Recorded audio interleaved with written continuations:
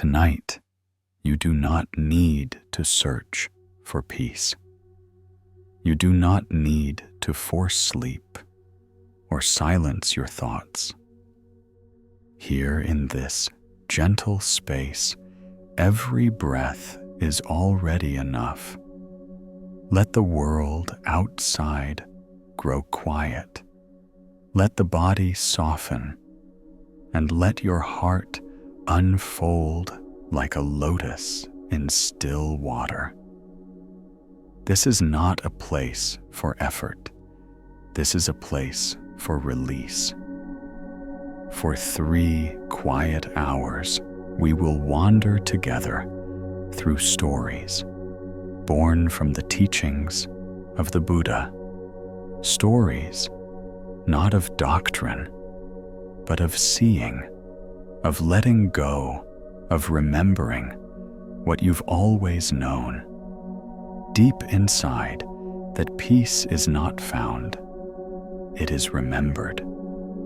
Imagine each story as a single candle glowing in the dark. One by one, these small lights will guide you deeper past the noise of thought into the calm of being.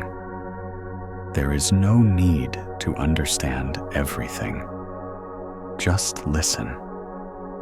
Let the rhythm of the words carry you as the soft wind carries the sound of temple bells through the night. You may drift. You may dream. You may find yourself arriving somewhere quieter than sleep itself. If these moments bring even a little calm to your heart, let them stay with you. And if you wish to return to this space again, where stories breathe and silence speaks, please subscribe to the channel. Each night, we gather here not just to rest, but to remember that peace has always lived within us. So take a deep breath. Feel the weight leave your shoulders. The stories are waiting. Let us begin. And now, before we begin the first story, take one more slow breath. Feel the weight of the day gently dissolving from your shoulders. The world outside has already grown quiet, the kind of quiet that doesn't ask for silence, only presence. Every sound around you, even the faint hum of the night, belongs here. You don't need to move anywhere or become anything else. You are already where peace begins. As you listen, let the stories unfold like ripples on still water. Each one is a reflection, a small echo of the Buddha's timeless understanding, not told to teach, but to remind. Some stories will drift by like clouds. Others will stay in your chest a little longer, glowing softly, even after the words fade. So now, let your eyes rest. Let your breath find its natural rhythm. The path opens ahead, not in miles, but in moments. Our first story awaits the monk and the lantern. Story 1. The Monk and the Lantern. The temple stood on a shoulder of the mountain, where the path thinned into a ribbon, and the pines whispered, even when there was no wind. In the late hours, when the last bowls had been washed and tipped to dry, and the last pair of sandals had been set in a neat line by the doorway, The temple seemed to fold itself into the dark, like a creature at rest. Crickets rehearsed the same patient note. Somewhere below, water moved over stone with the certainty of someone who has walked home this way all their life. The moon lifted, pale and mild, and in that light, the tiles on the roof looked like the backs of quiet fish. A young monk named An had the task of lighting the courtyard lantern every evening and carrying it along the colonnade to check each door and latch each mat and window. The lantern was small, made of oiled paper and bamboo ribs, with a handle that fit his hand as if his palm had been measured for it. The flame inside was never large. It did not flare. It breathed. When An walked, a circle of honey-colored light moved with him, not far, just enough for the next step, and the step after that. He liked the sound of his own sandals brushing the floor, the way the light showed the grain of the wood, like rivers caught in stillness, the way moths sometimes came near, and then thought better of it, and slid back into darkness where they belonged. On the first night of the rainy month, a visitor arrived at the temple gate, a traveler with a pack and a tired smile, his cloak shiny with water. He bowed to the bell, then to the stone basin, then to the lantern in Anne's hand, as if it were a teacher itself. The abbot welcomed him, gave him tea and a mat near the wall. When the tea had warmed his voice, the traveler told a story of getting lost on the lower paths where the fog was thick as wool. "I would have turned back," he said, "but I saw a light. It was no bigger than a firefly, yet it kept me walking. I followed it, breath by breath, until the fog thinned and the road returned." The abbot nodded, and An felt the lantern's handle grow warm in his hand, as if it had heard and approved. An had always believed that the lantern's purpose was simple. It helped him see. He had never thought of it helping anyone else. That night, after the lamps were put out, and the visitor's breathing had settled into the slow rhythm of someone who was safe for the first time in many miles, Anne took the lantern outside and stood beneath the pine. He tilted the lantern so that the light spilled down the steps, thinning into the fog, like tea poured into milk. Somewhere below, the path disappeared into the valley, and the valley disappeared into the river, and the river into the sea. A chain of vanishings that felt for a moment like a prayer. The days were quiet as wooden bowls, and swept leaves. He scrubbed stones. He learned the patience of water that returns each time to the same shape without complaint. The abbot taught with few words, always at the edges of work. Hold the broom as if it were a sparrow. Let the bowl teach you how much it wants to shine. Do not hurry the rice. It knows the time. Sometimes the abbot walked with Anne at dusk. He did not tell him where to step. He did not praise his care when Anne lifted the lantern higher near the stairs. He only walked beside him, sleeves brushing the air, as if the lantern belonged as much to the night as to the hand that carried it. One evening, Anne came upon the visitor again, sitting by the eaves, repairing a strap on his pack.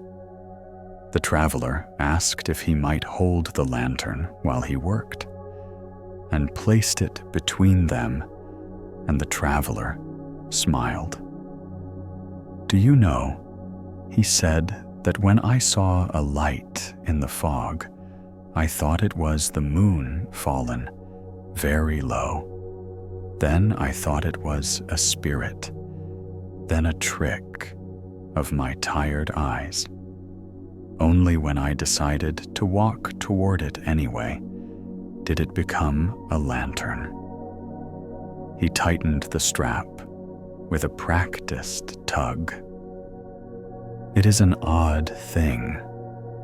We say we need light to move, but often the moving is what reveals the light. He passed the lantern back, as if returning a bird that had trusted his hand. That night, Anne slept lightly. In his dream, he was walking a path down the mountain with the lantern covered in its cloth, careful not to let it show. He felt proud of protecting it, but the darkness became louder with each step, full of shapes and size, until the path itself seemed to disappear. He held the lantern tighter, thinking, "I must keep it safe." And in that thought, he saw the folly. A lantern that cannot be seen does not keep anyone safe. He woke before dawn to the scent of wet pine and a question standing in his chest, like a guest waiting to be greeted. When the first bell sounded low and round, the abbot found Anne already in the courtyard, lantern in his hands, flame lit, though the sky was turning from ink to ash to pearl. The abbot looked at the lantern, then at Anne, and waited. Anne bowed without words. "Tell me," the abbot said finally, "what is this light for?" Anne opened his mouth and closed it. He thought to say, "For the eyes," but the dream had unstitched that answer. He thought to say, "For safety," but the traveler's story loosened that too. For the next step, he offered at last. The abbot smiled. Good. But whose next step? He did not wait for the answer. He began to walk, and Anne followed the lantern's circle, joining the morning. The rains deepened, and nights came early, with clouds pressed low, like a hand laid gently on a brow. Anne's route grew longer. He added the lower path to his rounds, so that those who came late would see a shimmer through the trees and know the way to the gate. He did not think of himself as generous. He thought of himself as another creature of habit, the way spiders repaired their webs after every storm, the way the river rebuilt its edges whenever it was allowed, the way that the temple cat visited each mat in the afternoon, choosing her favorite with a ceremony only she understood. Still, there were nights when An felt the pleasure of doing one thing carefully for no other reason than that it made the night less lonely. One such evening, near the broken step, where moss grew thick as felt, and saw a girl crouched near the path, her basket tilted, her hair caught in a branch. She started when the light touched her shoulder, then turned hand still on the caught hair and smiled a little. "I didn't want to snap it," she said. "The branch is young." Anne held the lantern close and slid the hair free. In the lantern's light, her eyes were the color of wet bark. "Are you coming from the village?" he asked. She nodded. "I was taking herbs to the woman who forgets her daughter's name." They stood a moment under the rain's slow transcription on the leaves. "There are nights," she said, "when I think if I had a light like that, I'd never be afraid." She looked at the lantern as if it were a secret he might share, and lifted it a little, watching how the light arrived at her face and softened as if relieved to be received. "There are nights," he said, surprised at his own voice, "when I think the same. Perhaps the courage is not in the light, but in the one who still walks." The girl went on the basket held against her hip, and An continued down the path, stopping where the fog was thickest to let the lantern's breath persuade it thinner. When he reached the gate, he hung the lantern for a while and sat on the low wall to rest his hands. The light held its small circle around him, a hearth wherever he chose to stand. He thought of the traveler, the abbot's question, the girl's eyes. The lantern was not a possession. It was a conversation. It spoke to him. It spoke to the path. It spoke to whoever saw it, saying the same thing each time, but in a language fitted to the heart that listened. "Come. Come as you are. Come with your lostness and your tired feet. The door is not far. You have always been welcome." The next morning, a farmer came with a bundle of reeds and a request that the temple bless his fields. The abbot sent An to walk the edges with him. "Carry the lantern," the abbot said, though the sun had already thrown a pale shawl over the terraces. "Let the light learn the fields." An did as he was told. He walked slowly, the farmer beside him, naming the names of things: embankment, sluice, standing, water, young, green, old green mud that promises, mud that warns.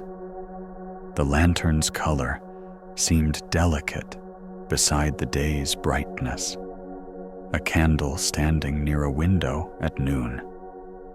Yet when the wind came over the ridge, the flame steadied, and the farmer looked at it as if it steadied him too.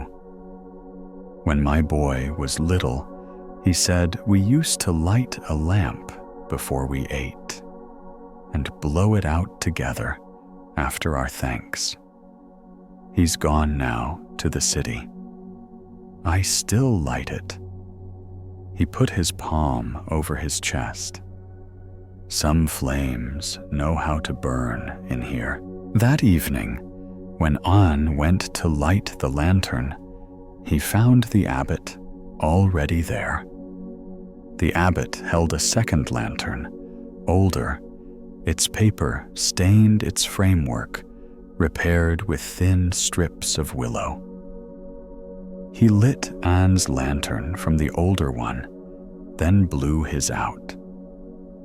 "I carried this when I was your age," he said. One night, a storm came down, like a great dog shaking its coat, and the wind wanted to eat the flame. I cupped it with both hands and bent my body around it and told myself I must keep it alive. But then I realized I was standing still, and the path was sliding away under the rush of water. I remembered my teacher's word. A lantern is not for keeping. A lantern is for going. He had walked, then he told Anne into the rain, letting the flame lead, rather than his fear. "It lived because I moved," he said. "And perhaps I moved because it lived. This is not a riddle. It is a way." An took the lantern and felt how easily the handle balanced between his fingers when his shoulders were unhurried. He walked. The colonnade stopped to straighten a mat, to right a pair of sandals that had drifted towards disorder, to leave the small kindnesses in place for the morning. He set the lantern down to ring the night bell, 3 soft pulses that wandered out over the trees and returned as a sensation rather than a sound. He remembered the girl on the path and the farmer's hand over his chest, and how the traveler's story had changed only when he chose to walk. The lantern had become many things: a task, a tool, a promise, a teacher. And now he thought it was a companion.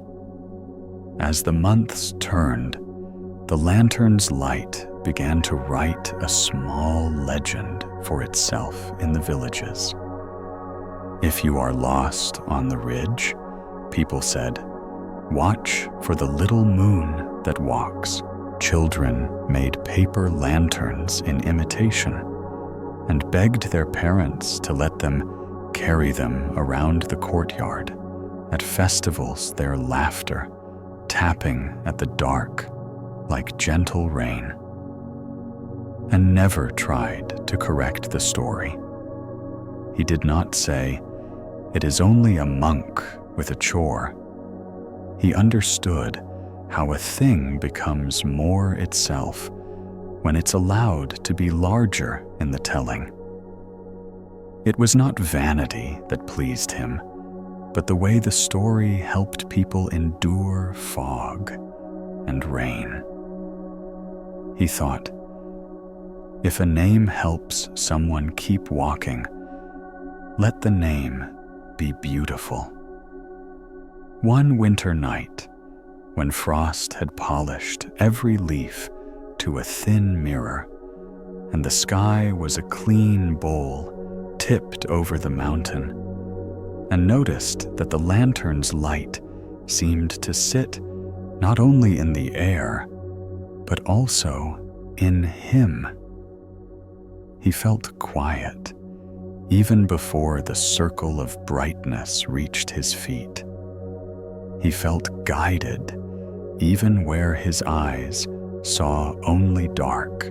He stopped at the threshold of the storeroom. Lantern raised, and felt the sensation that comes before tears. Not sadness, not joy, but a soft loosening from the inside out, as if the body were admitting how much it had been holding.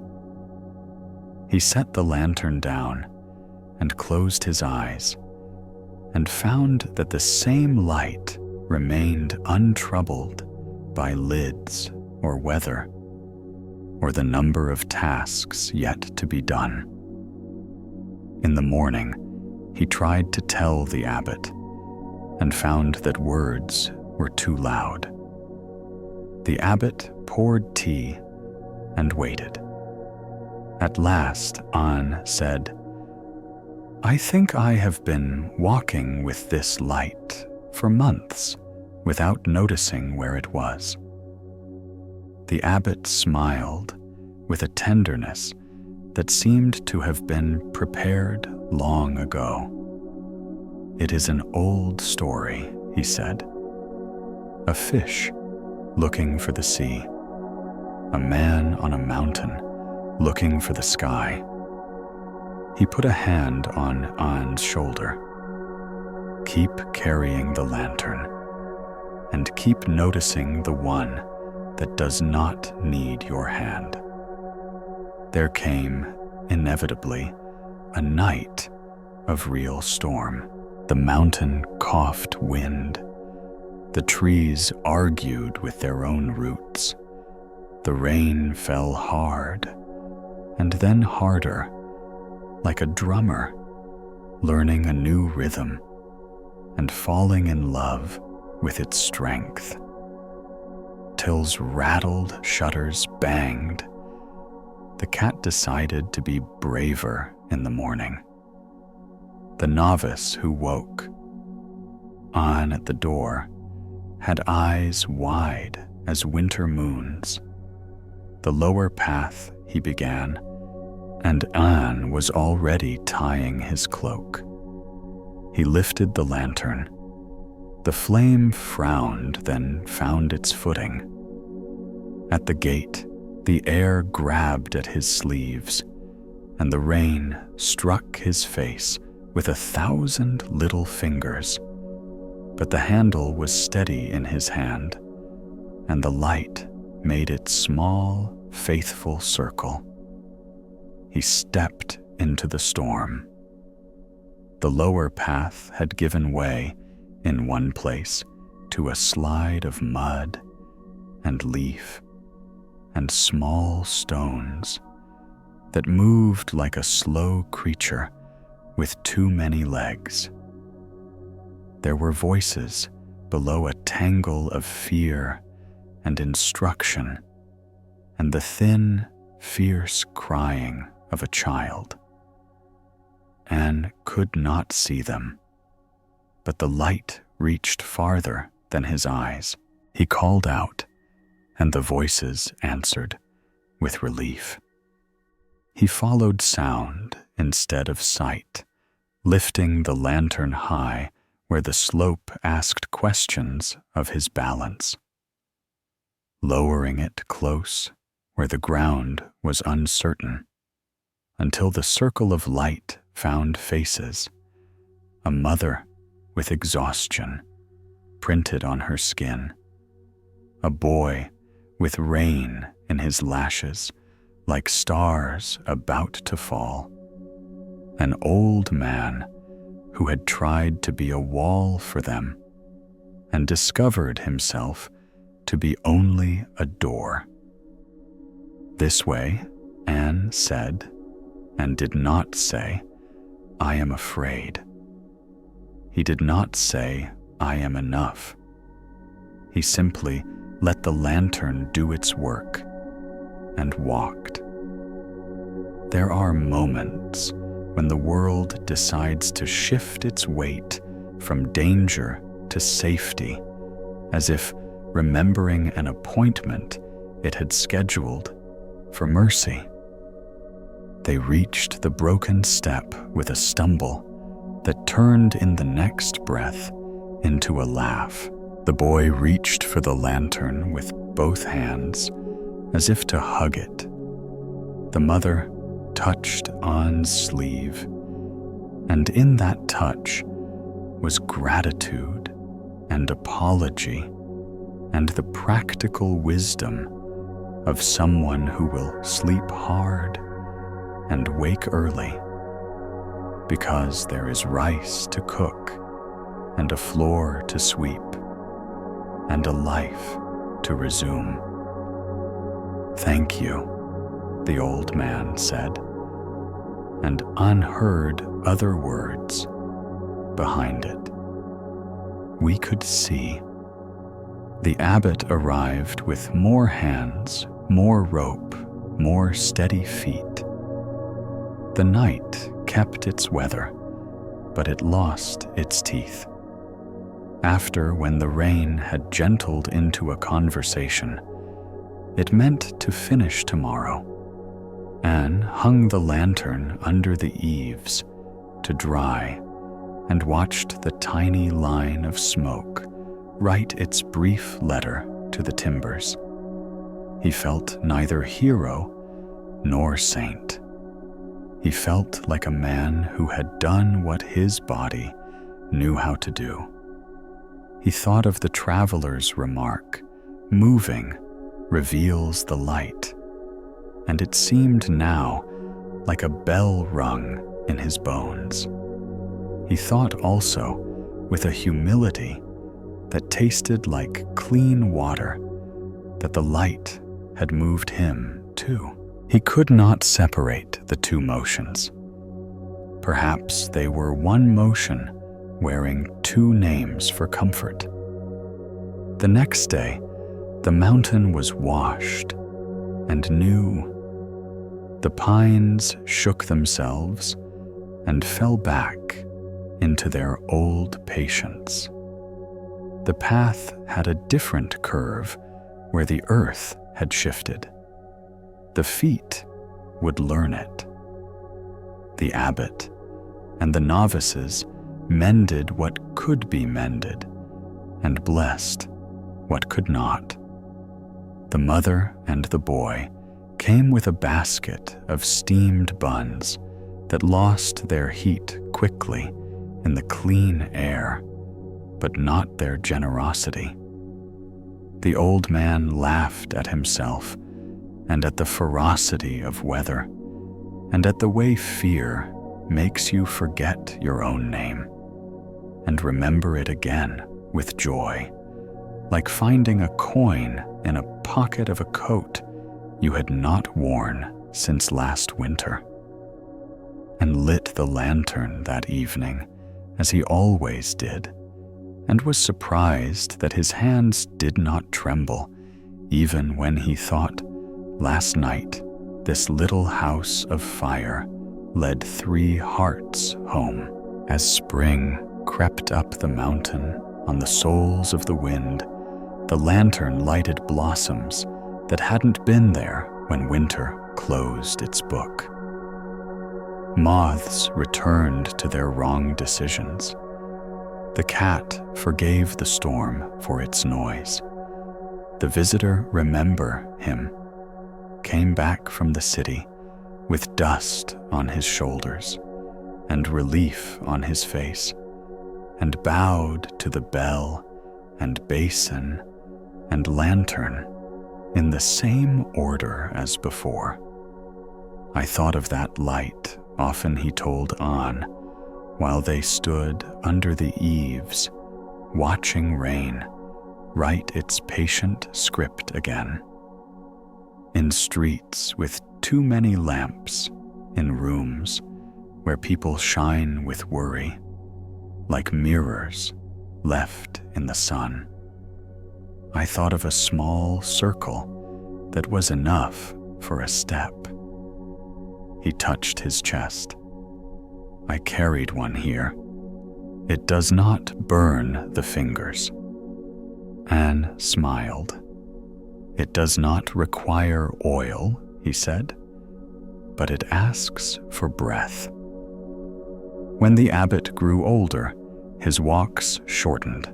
He watched more than he moved, and his watching had the softness of someone who has traded most of his words for a wider silence. One evening, he called An and gave him the old lantern with the willow mends. "I will keep the nights with my eyes," he said. "You keep them with your feet." An bowed, but the abbot shook his head. "Do not bow to me. Bow to the light that is glad to be shared." When you lift the lantern, remember this: those who see it will think you are guiding them. Sometimes you will be, but sometimes, and more often than you know, they will be guiding you. He looked at An in a way that made the years fall away from both their faces. If you continue to walk, you will discover that all guiding is mutual. In time, An taught others to carry the lantern. He told them nothing remarkable: how to trim the wick, how to keep the paper dry, how to cup a hand when the wind turned sly, how to lift the light, not like a weapon, but like a bowl of soup for a hungry friend. He watched as each novice learned to move with the small circle, to trust that its size was no insult, but an invitation to be present. Some wanted a brighter flame at first. "The world is wide," they argued. "Our light should be greater." An would take them to the ridge on a moonless night and ask them to stand very still. After a minute, the stars poured their cold mercy onto the mountain, and the novices found that their eyes had learned a new language. "See," An would say, then his voice almost a part of the dark, "great light comes to those who do not demand it. We carry a small one so we can learn to notice." As for the meaning of the lantern, if a meaning must be spoken, An found it simpler each year, and therefore harder to say without damaging it. He knew now that the lantern did not make the night into day. It did not chase away darkness with conquest. It taught a different courage, to walk with what is to love the world enough to move gently through it, to let a small light be sufficient, because sufficiency is how gratitude learns to breathe. He discovered that the lantern was not only a thing in his hand, but a way his heart had learned to lean toward clarity, without sharpness toward warmth, without noise toward seeing, without the arrogance of ownership. On a night many years after the traveler's first arrival, An stood again beneath the pine with the lantern cupped in his palm. The temple roofs had grown darker with time. Some tiles had been replaced. The novices he had taught were teaching others. The cat had been replaced many times by cats that seemed to remember the same favorite mat. An lifted the lantern and looked through its paper skin, where the flame wrote itself anew in every breath. He thought of the girl whose hair had been caught, and wondered if she still walked the herb paths. He thought of the farmer's lamp before supper, and the boy who had reached for the lantern with both hands. He thought of himself younger and full of eagerness to protect a light that had wanted only to be used. He felt the old tenderness rise again, the one like water finding its level. He set the lantern on the step and sat beside it. The circle touched his knees, then let go and gathered itself at the edge of the stone. The world beyond was not an enemy. It was the dark where seeds work and roots listen and animals speak a grammar older than bells. The lantern did not force itself upon that world. It offered itself as a neighbor. It said, "I am here if you wish to see a little."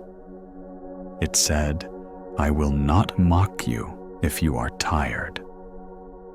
It said, "Your next step is already enough," and watched until the flame made his eyes blink and then laughed softly at himself because he knew what the abbot would have said. Do not worship the lantern. Walk. So he lifted it, and he did. And if one were to ask, as sometimes pilgrims did when they tasted the calm of the temple and wanted to take something of it home, what the story means, Anne would not answer with a lesson, but with an invitation. He would place the lantern in their hands and let them feel its light pull at their skin like a polite tide. He would say, "Carry this to the edge of the path and wait until someone comes who needs it.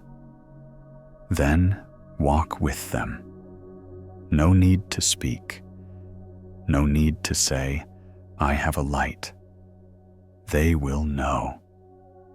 And as you walk, notice if something inside you becomes brighter without burning. Notice if the step reveals the road, and the road reveals the step." He would smile, then the kind of smile that loves more than it knows how to explain. This is all. It is more than enough. In the end, the lantern's journey was not a line, but a circle. Hand to night, night to eye to heart, heart to hand again. The flame burned and dimmed and burned again. Paper aged and was mended and was replaced. People came lest and left boned and came lust again. The temple learned the weather of decades. And still each evening, a monk would lift a small house of light and set out along the colonnade and down the path following and leading, learning and remembering breathing and being breathed. The mountain did not move, and everything moved. The lantern glowed like a quiet promise, and then, as always, became exactly what it had always been: the simple courage to take the next step together. Story 2: The River That Forgot Its Name. The river began as a silver line slipping out of a bowl of snow high in the mountains, a quiet seam sewn between boulders stitched by meltwater and light. People who lived downstream called it by an old name that tasted like cedar and rain. When spoken aloud, a name passing from grandparents to children.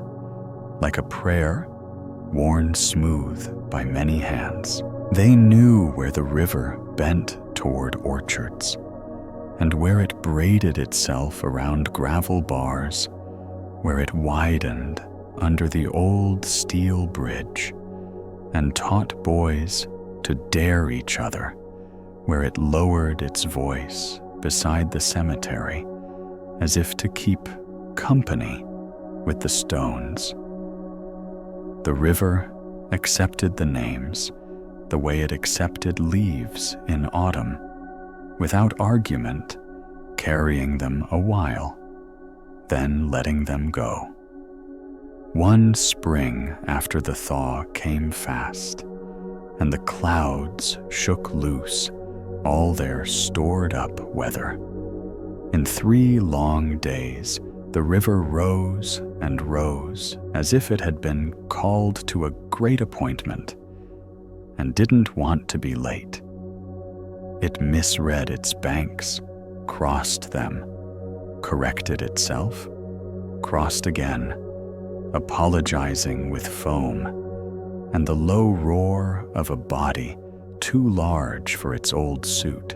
When the water returned to its ordinary size, there were changes no one could ignore. Cottonwoods leaned at new angles. The bridge had learned a different vibration. And the river, this was the strangest part, seemed to hesitate when a child stood on the bank and shouted its name. The sound didn't travel across the surface the way it had, as if the syllables were trying to run on ice that had turned to water. The child called again, louder, and the river did what rivers do. It went on. But something in its going had shifted, like a face you've always known, smiling differently than before. In the town that the river circled like an arm around a sleeping dog, there lived an old librarian who loved the water with the kind of devotion that doesn't require attention. Her name was May, and she had the soft, precise hands of someone who had spent a lifetime repairing spines and corners, coaxing paper into new patients.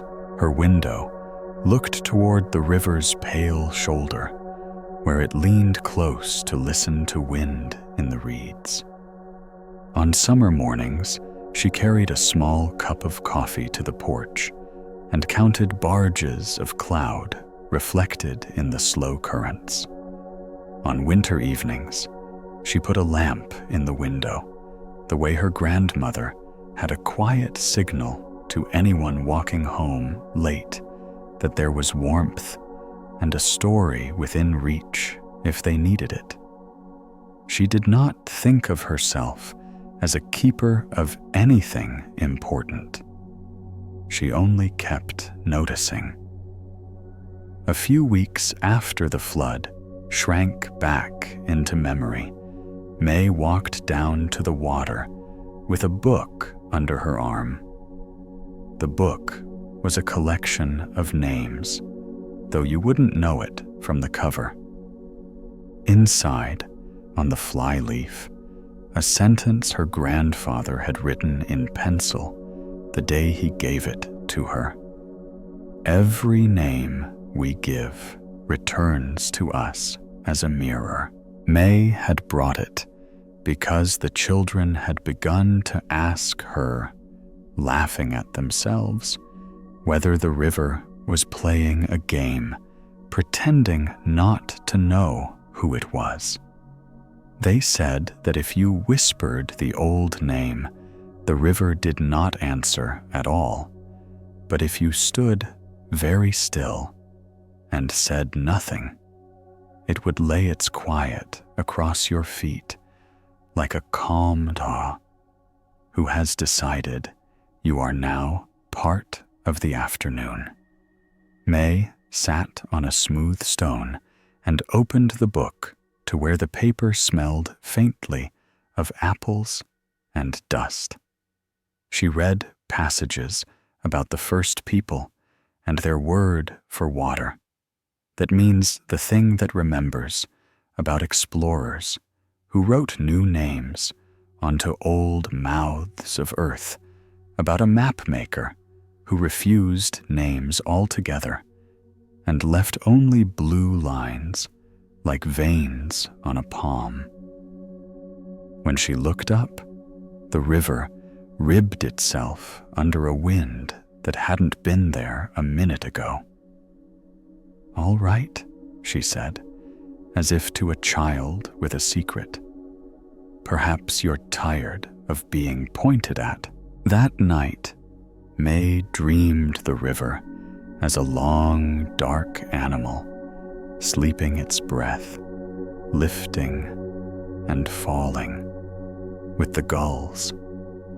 In the dream, it opened one eye to regard her with a sadness that wasn't heavy, only true. "I am every name you gave me," it seemed to say without words, "and I am the silence before you spoke." May woke with the kind of clarity that doesn't clatter, set a kettle on the stove, and wrote a note to herself on the back of a grocery list. Some things are not lost when they are unnamed. They are found. She tacked the note above her desk and forgot about it every day until she needed it, which is the best sort of forgetting. Across town, a boy named Theo had learned every way to get to the river without being seen. He could slip behind the post office, cut through the place where sumac grew red and unruly, hop the ditch near the vacant lot with the burned-out car and the blackberry vines, and arrive under the bridge where the cement slope was spray-painted with declarations teenagers wrote when they wanted the world to hold their names.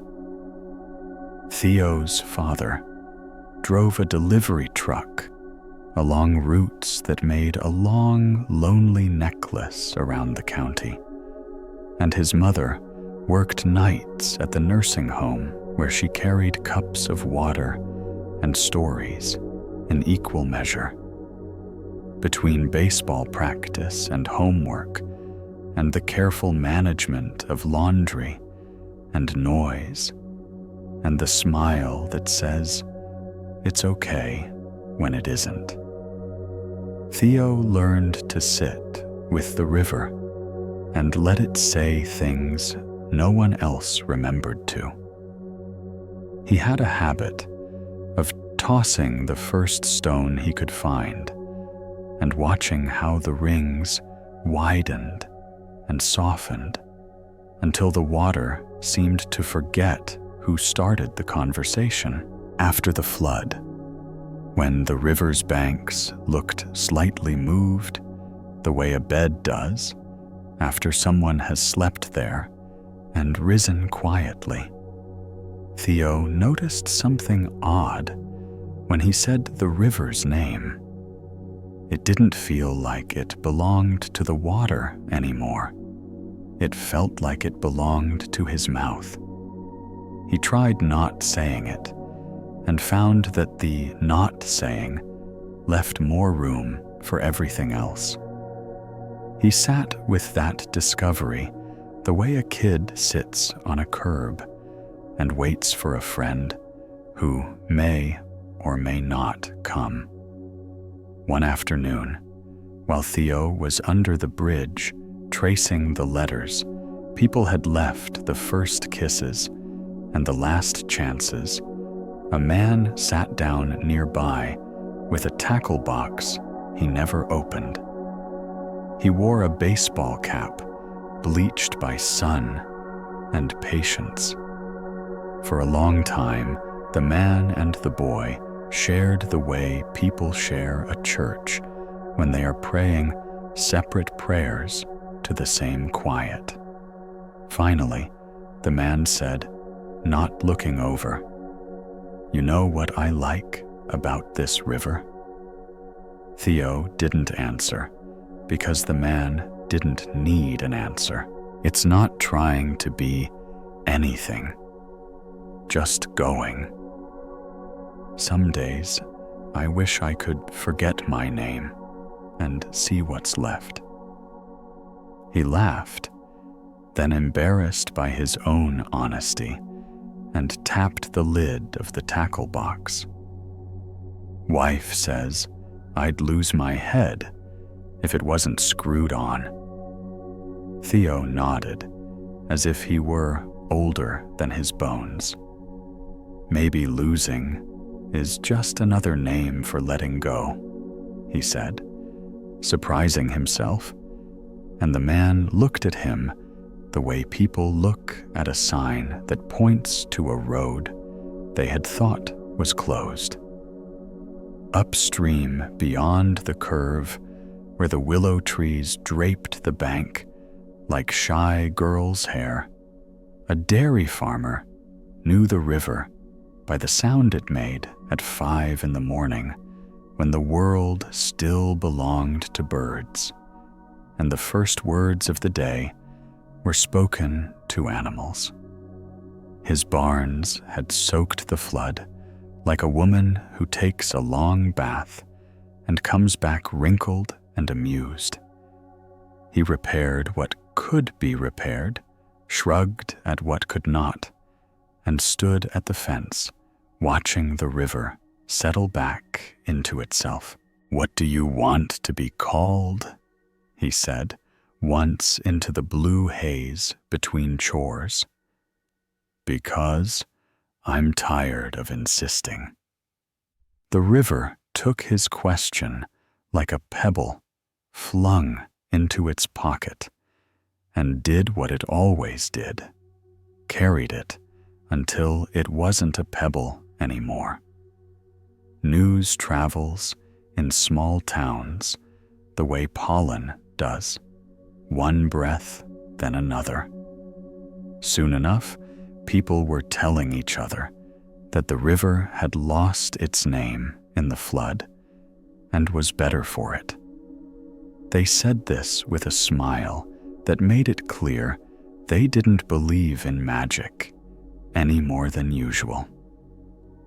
But when the church ladies met to plan the 4th of July picnic, someone joked that they should put out a sign saying, "Meet us by the water formerly known as," and nobody could finish the sentence without laughing.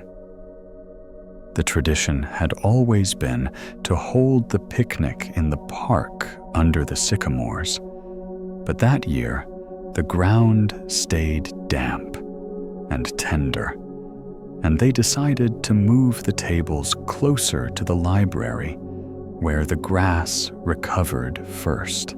May brought lemonade and a stack of extra napkins folded like the wings of small doves.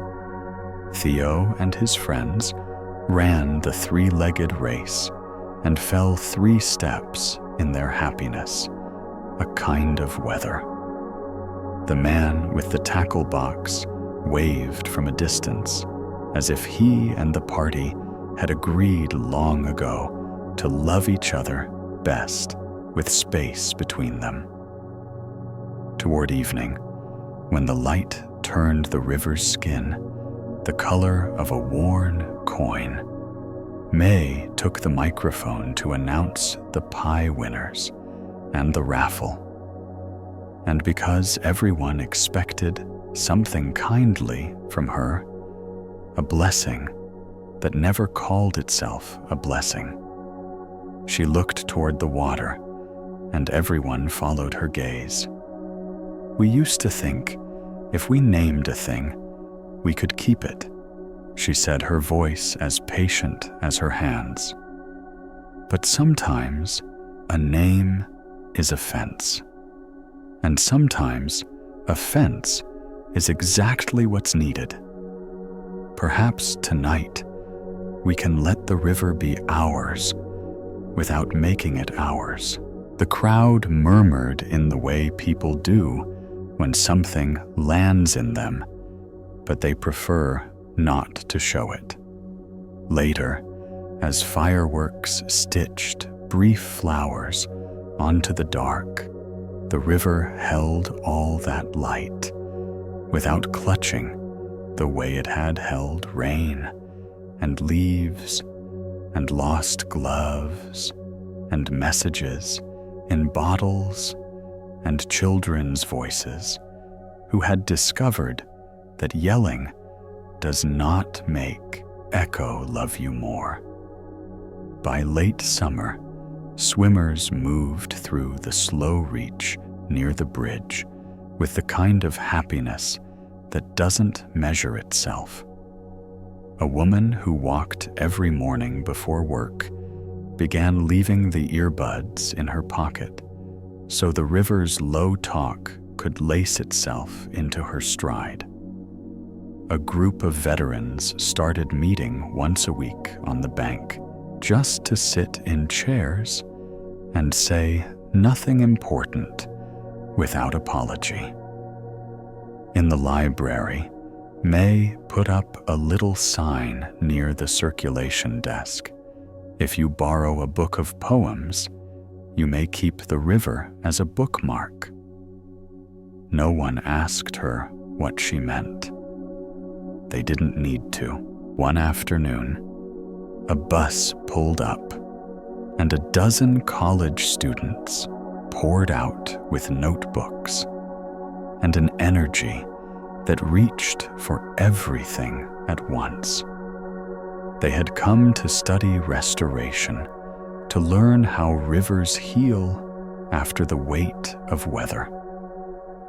Their professor, a woman with strong boots and a voice that could be heard without effort, talked about meanders and floodplains and the way a river writes its own grammar if you stop correcting it.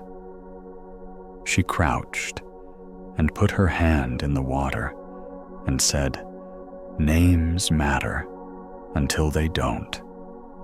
The work remains." The students nodded some solemn because they thought solemnity was the shape of learning, some grinning because they were young and the day was gorgeous and the dragonflies were writing their bright signatures in the air. When the first cold left a careful white on the grass, Theo walked down to the river wearing his father's too big flannel shirt and a beanie that smelled like laundry and wind. He had learned a new trick: stand on the bank at dawn, say nothing for a long time, and let the river do the talking. It did, though not in any way a microphone would have dignified. He felt it in the wrists, in the soft back of the knees, in the small place behind the sternum, where some people keep their worry and others keep their hope. He thought about how some names are banners and some are bandages, and how when you are 12 years old, you are mostly choosing which to wear. He tossed a stone, watched the rings loosen, and understood, without reaching for it, that the river wasn't pretending. It hadn't lost anything. It had simply given the town a gift they hadn't asked for, a chance to love what was there without calling it something else. Winter laid its hand on everything, and the river slowed under lace. Ducks left brief commas on the surface and shoulder rolled through them with a grace that made Theo laugh out loud. May took to wearing a red scarf that looked like a bright thought and stood by the water some evenings until the cold taught her to move. One night, snow fell, the way the confession fall, when it is welcome, soft, honest, unashamed.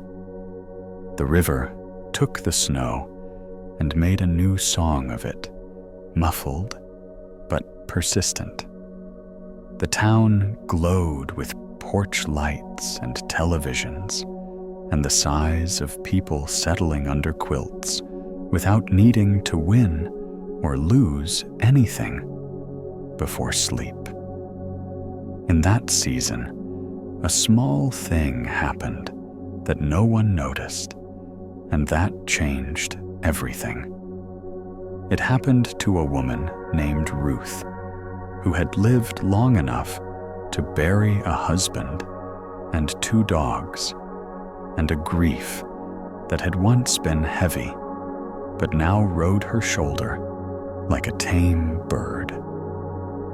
She walked the river path every afternoon with a cane that clicked a calm metronome on the packed earth. She hummed to herself, not melodies with names, but the kind of tune you hum when the body finds its own weather. One day, the path had iced where the sun didn't linger, and Ruth's cane slipped.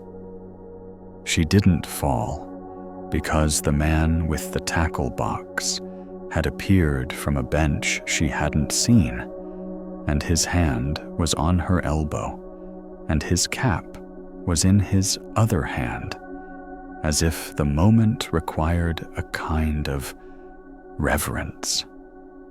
Easy, he said the word, more breath than sound. Ruth righted herself, and without thinking, put her hand on his shoulder. They stood that way for a breath, then 2, listening to the river say what it always says. Here, here, here. When they let go, something had been passed between them that neither needed to name. They began walking together when the weather allowed the cane clicking. The tackle box retired with gratitude to the trunk of a car. Spring again, and the river's edges softened as if someone had turned up the kindness in the air. Wildflowers opened their small, brave mouths. Children ran ahead of their parents and turned back at the curve in the path, newly expert in the distance between freedom and return. A high school senior in a blue gown took her graduation photos in the tall grass, the gown catching the wind in a way that made everyone laugh. Theo, now taller, stood under the bridge with his friends and pretended not to care that the future had put on a bright coat and was calling his name. He closed his eyes and listened, and the river answered not with a name, but with a direction downstream, upstream. Yes, on a Sunday afternoon that smelled like cut grass and barbecue, and a little rain held politely in the wings, May hosted a reading on the library lawn. She set out folding chairs, brewed big glass jars of tea, and arranged a vase of tulips on a table that had once lived in a schoolroom where many children learned to write their names. People brought blankets and sat cross-legged and leaned on elbows and kept their phones in their pockets longer than habit required. May read a poem about water that borrowed its verbs from the muscles of swimmers. A teenager read a piece about the way the town's murals changed color at dusk.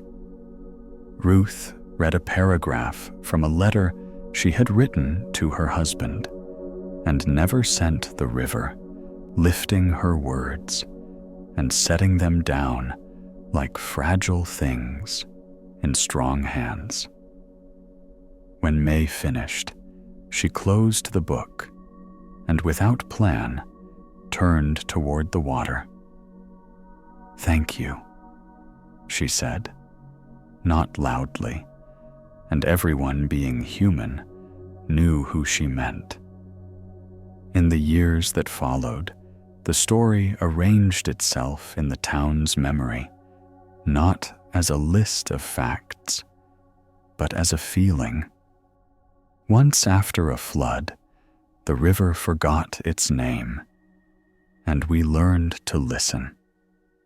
The map in the city office still carried the old letters, polite and crisp.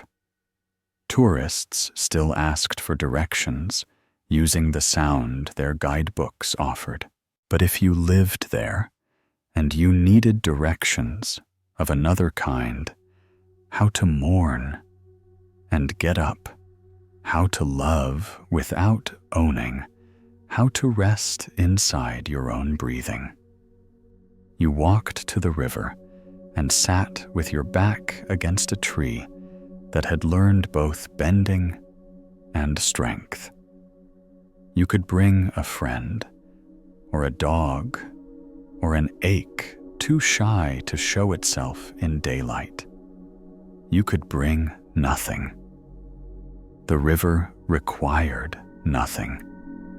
It had discovered that in letting go of its name, it took on the shapes of every person who stood near it. And somehow, instead of losing itself, it grew more itself than ever. People sometimes asked May, because librarians are given the burden of knowing what the meaning of the story was. She would smile and hand them a library card if they didn't have one yet, or the book they had been looking for, or the silence they didn't know they needed. If pressed, she might say, "A river that forgets its name is just water." Being honest, then pour another cup of tea and ask about their day. If pressed again, she might tilt her head toward the window, where the water shouldered along, changing by inches, teaching by remaining. "We are not our names on the loud days," she would say, almost to herself. "We are the quiet underneath." Theo grew up, as boys do, into a man who still knew where to find shade in midsummer and how to hear winter before it arrived. He left and came back and left again, and each return was a lesson in the way roads overlap themselves like threads. When he stood by the river with a tiredness he couldn't explain to anyone, he remembered how not to speak. He watched the wind sketch its temporary script on the surface and saw how it vanished without the river becoming less. He thought of all the names he had tried on student, worker, friend, and how some days none of them fit, how he longed to be unclaimed by categories. He breathed with the water.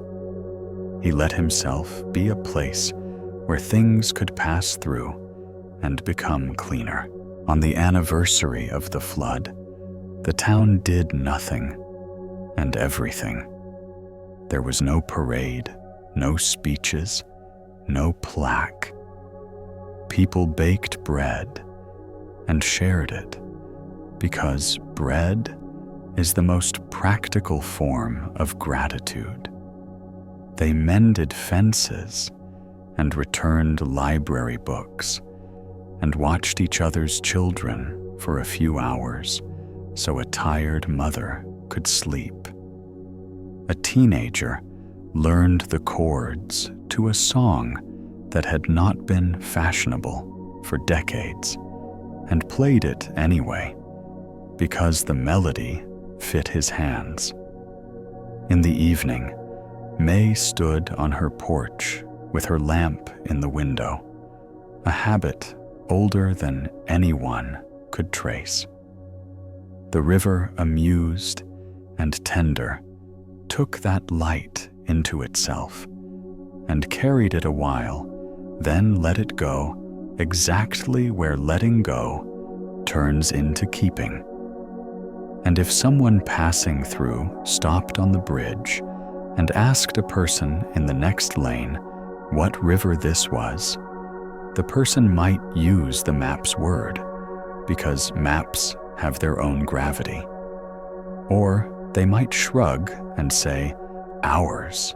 Or they might, if they had time and a willingness to stand a while, lead the stranger down to the bank and find a clean patch of earth for sitting, and say nothing at all until the water spoke first. In that way, the town became not a place that had a river, but a town that was learning from one.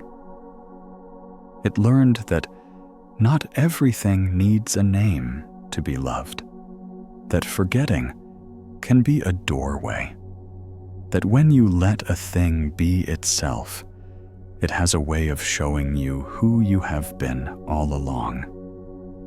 The river, for its part, went on doing what it had always done, giving itself away without running out. Snow melt, rain springs, tears, laughter, ashes, wishes, the small coins children threw because they had been told water likes to keep secrets. All of it moved through and became the same clear thing. In the end, if there has to be one, the meaning didn't arrive as a moral or a lesson with edges. It arrived the way dusk arrives at the end of a long American day, gently, with porch lights winking on, and someone calling a dog in from the yard with the smell of supper and the soft thrum of a passing truck, with a boy taller now than the bridge rail, and an old librarian who has become the same age as the lamp she lights, with a river folding every sound into itself and returning it quieter, kinder. The meaning was only this: when the name falls away, what remains is what was true from the beginning: movement, mercy, a way to keep going that doesn't ask us to be anything but here. Story 3: The Empty Bowl. The bowl was older than the man who carried it, older than the town, with its brick facades and murals of wheat bending in a painted wind. It had been fired somewhere far away, where river clay knows the shape of hands that press it. A fine seam ran along its side like a healed scar. In certain lights, late afternoon, When the sun slants like a kind sentence, you could see the faint fingerprint of the potter near the rim. The man who carried it wore simple shoes and a jacket the color of unpolished wood. In summer, he walked. In winter, he walked faster. He had a way of holding the bowl that admitted it wasn't his, not really more like a friend he'd been asked to introduce to the neighborhood. He came to the corner of Maple and 3rd, just as the bakery door lifted a ribbon of warm air into the street. The bell above the frame chimed with the same optimism it had the day the owners first installed it, a little immigrant of sound that never learned to be cynical. The baker, a woman with 4 arms, like faith, and a laugh that could butter a room, saw the bowl and nodded. "You're early," she said, which was her way of saying, "I've been waiting." She slipped 2 loaves, one round, one long, into a paper bag and said, "For whoever forgot breakfast." He thanked her in the way he always did, with the bowl lifted an inch, as if it were the one doing the thanking, and went on. People asked his name sometimes. He offered it, and it was easy to pronounce. They asked, too, what order he belonged to, where he'd come from, how long he would stay. He answered what he could, but mostly he said, "I walk this town because the bowl is empty." Some took this as a riddle and leaned toward him as if there were a secret under his words. Others smiled because they liked riddles, even when they didn't care for answers. Children understood right away. They pointed into the bowl and shouted what they hoped to see in it: a donut, a puppy, a snowball.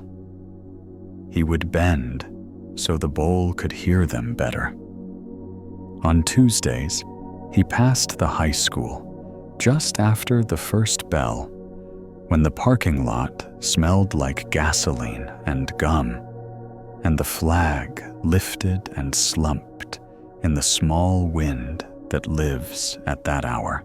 He set the bowl on the low brick wall by the sign that said, "Home of the Riverhawks," and let the students stream around him like weather. No one put anything in the bowl those mornings. No one took anything out. Still, the bowl wasn't doing nothing. It was asking a question without lips. What fills you? The boy who liked to draw lightning on the margins of his notebook looked into the bowl and saw his father's empty seat at the dinner table and the ache that came with it. He did not name it, but he carried it less heavily to homeroom. The girl who had promised herself a year ago that she would never cry in public again looked into the bowl and found the tears she'd been saving and thought, maybe a little rain would be good for the roots. She didn't cry, not then, but the promise loosened around the edges, as promises sometimes must when they were meant to break you. He did not plan roots exactly. The bowl led. One day, it pulled him toward the river path, where a man in a yellow city-issue vest was collecting trash with a grabber that clicked like a modest insect. The man had a face that had learned both shade and light. "What do you have there?" he asked, tipping his chin at the bowl without pausing his work. "Space," the walker said. The man in the vest grinned. "Could use some of that." He looked at the bowl, then really looked, and something in his shoulders let go the way mud lets go of a boot after enough patience. He dropped a flattened soda can into his bag and said, quiet, "Now, my brother hasn't spoken to me since the will was read." The walker listened with the bowl open between them. "I keep wanting to put the right words on it," the man said, tapping his chest, "but the words are like those plastic grocery bags. Catch on everything." He made a kind of half laugh, half sigh, and then unexpectedly reached into his pocket and took out a small paper clip bent into the shape of a fish. He placed it in the bowl. "Found it on the sidewalk last week. Didn't know why I kept it." He nodded at the ridiculous little fish and smiled without embarrassment. "Now I do." The bowl was not a coin box, not a tip jar, not a complaint department. It refused categories with a cheerfulness that looked like humility. Some days, people placed objects in it, a bus token, no longer accepted by any bus, a church key, too rusty for church, or key, a ticket stub from a game where the home team had lost in a way that made everyone forgive everything, a napkin with a phone number that no one ever dialed. Some days, people placed words in it that stayed as lightly as light. "I'm tired. I'm sorry. I'm scared, and I don't know of what." He never wrote the words down. He didn't need to. The bowl held them until they changed shape and became air again. He did not collect need. He witnessed need, remembering itself as belonging. This is different than charity. Charity can be a performance if you're not careful, a mirror tilted toward yourself. The bowl did not tilt. It faced upward the way faces do when they've decided to finally relax. Near the laundromat, where quarter machines blink with the consolations of ritual, a woman once put a handful of change into the bowl so quickly you could hear the sting of shame in the clatter. He didn't reach for it. He held the bowl steady, steady, like a shore holds a river, until she took some coins back, her breath coming slower. "Just the dryers," she said. "Just today." They both understood that just is sometimes an altar. Because this is America, someone eventually asked if the bowl was a scam. The man was not offended. Suspicion is another way people say, "I've been hurt." He said, "The bowl is a practice, The skeptic rolled his eyes to show he wasn't the kind of person who needed practices to be a person. Practice for what he said. For emptying the walker said not to win, not to convince, only because the bowl preferred true things to clever ones. When the bowl is empty, it can receive. When the bowl is empty, it can give. When the bowl is empty, it's not full of itself. The skeptic made a sound that could have been a laugh or a cough and went on. 2 blocks later, he took his phone from his pocket and deleted 3 apps. He didn't tell anyone. He found himself sleeping better that week. In the diner on the south end of town, the one with the pie that could heal a small argument, and coffee that didn't pretend to be anything but honest. The walker sat at the counter on Wednesdays. The waitress with the constellation of freckles across her nose topped off his cup, unasked, because kindness loves to be early. "You always bring that bowl in here," she said. "I do," he said. "You want me to put something in it?" she teased, already pulling the pen from behind her ear and flipping her pad. "Depends," he smiled. "On what?" "On whether it's heavy." She laughed, then sobered the way people do when the soul catches up. She looked over her shoulder at the cooks, 2 brothers who argued about baseball and who counted each other's kids among their blessings, and then placed the order pad itself into the bowl, blank pages folded like a small bird, for whatever someone needs to write down and then not keep.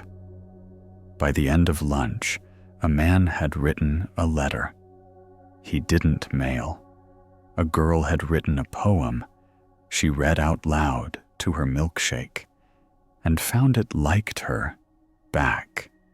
And the cook had written a list of spices he would try and left it there on purpose so he couldn't be accused of hoarding originality. The bowl did not keep any of it. The bowl knew how to let things pass. The winter the mill closed, people wore their fear like extra layers. You could see it in the way shoulders rose toward ears and stayed there, how laughter became an endurance sport. The walker kept walking. His jacket grew shabbier. The bowl did not.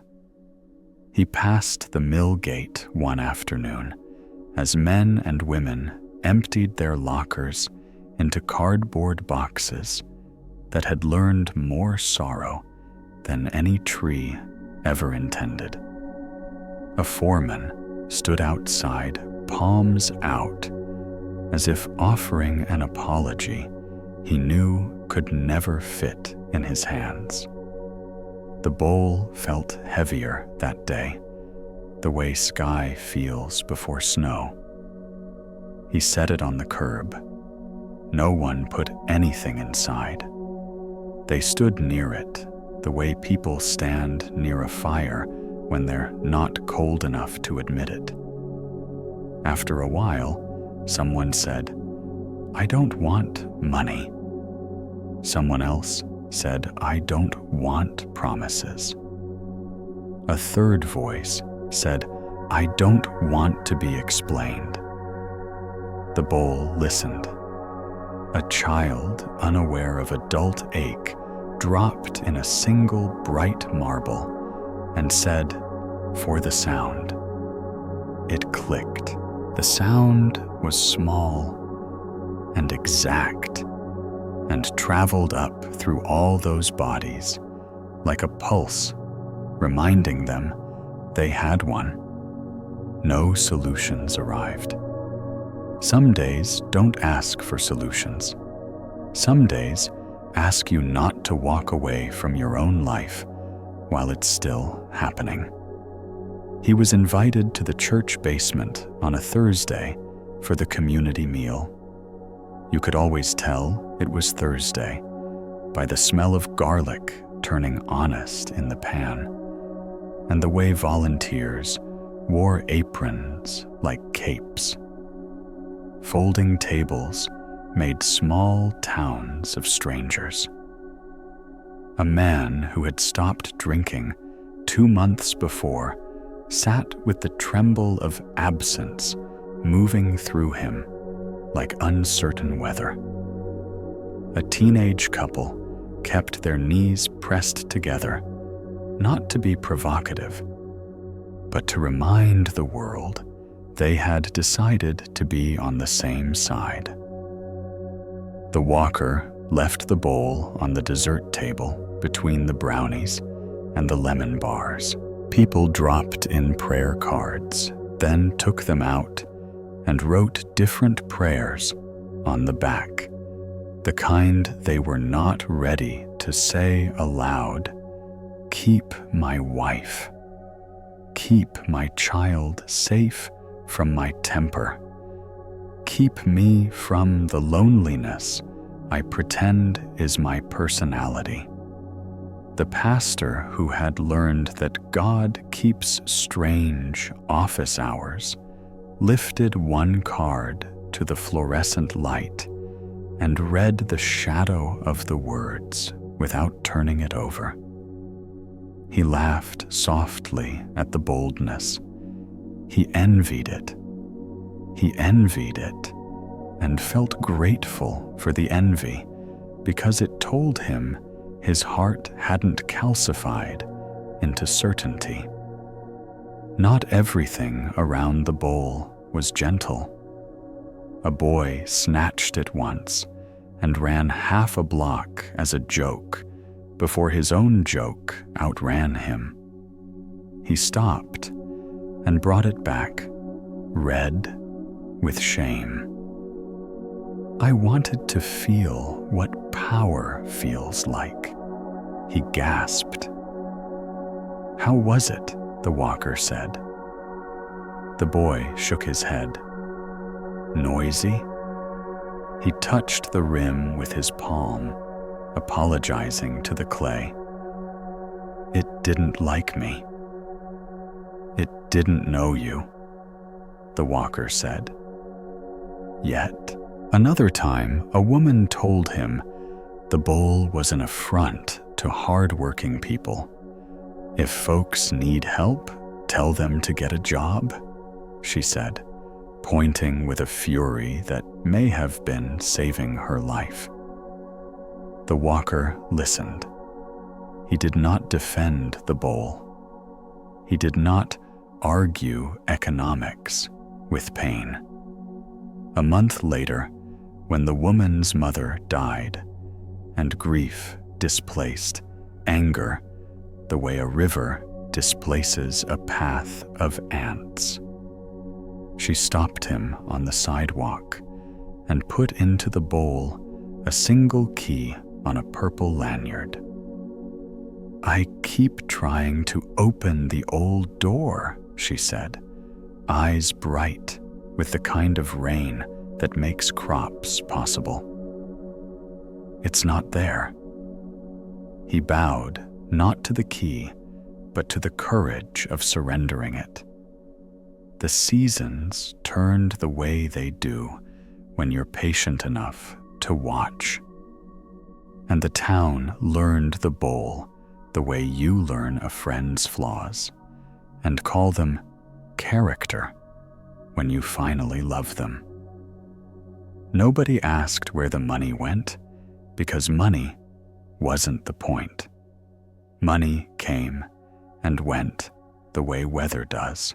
When it came, the bowl tilted toward a need. Without fanfare, a pharmacy, copay, a motel room for a woman who needed one. Last night, a tank of gas that wasn't a future, but at least was an afternoon.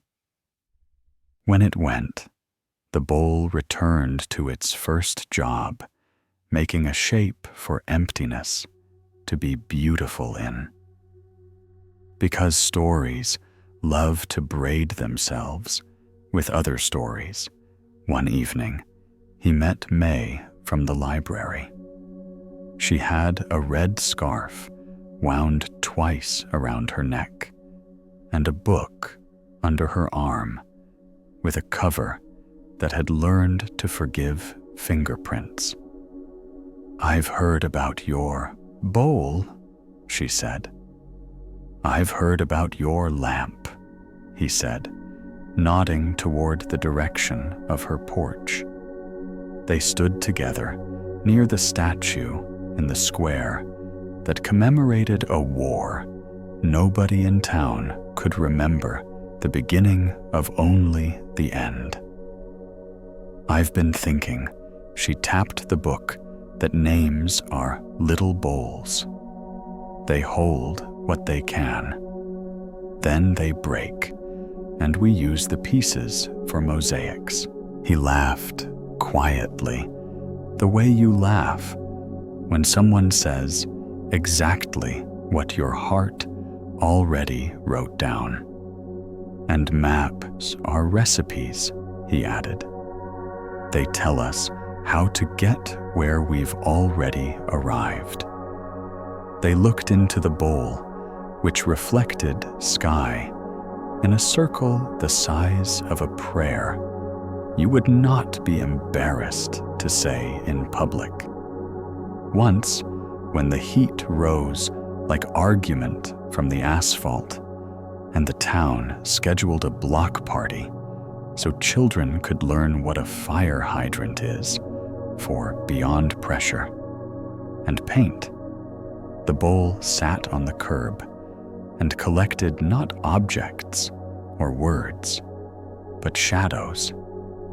People noticed this with a collective delight that tasted like the lemonade sweating in paper cups, shadows of hands, of frisbees, of a dog's crooked ear.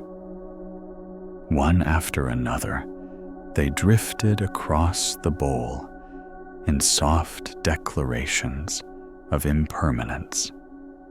An old veteran placed his own hand's shadow in the bowl and saluted the idea of it. A teenage boy put his heart there without meaning to, when the girl he'd been circling all summer finally laughed at his joke like a bell. The bowl held all of it without having to keep it.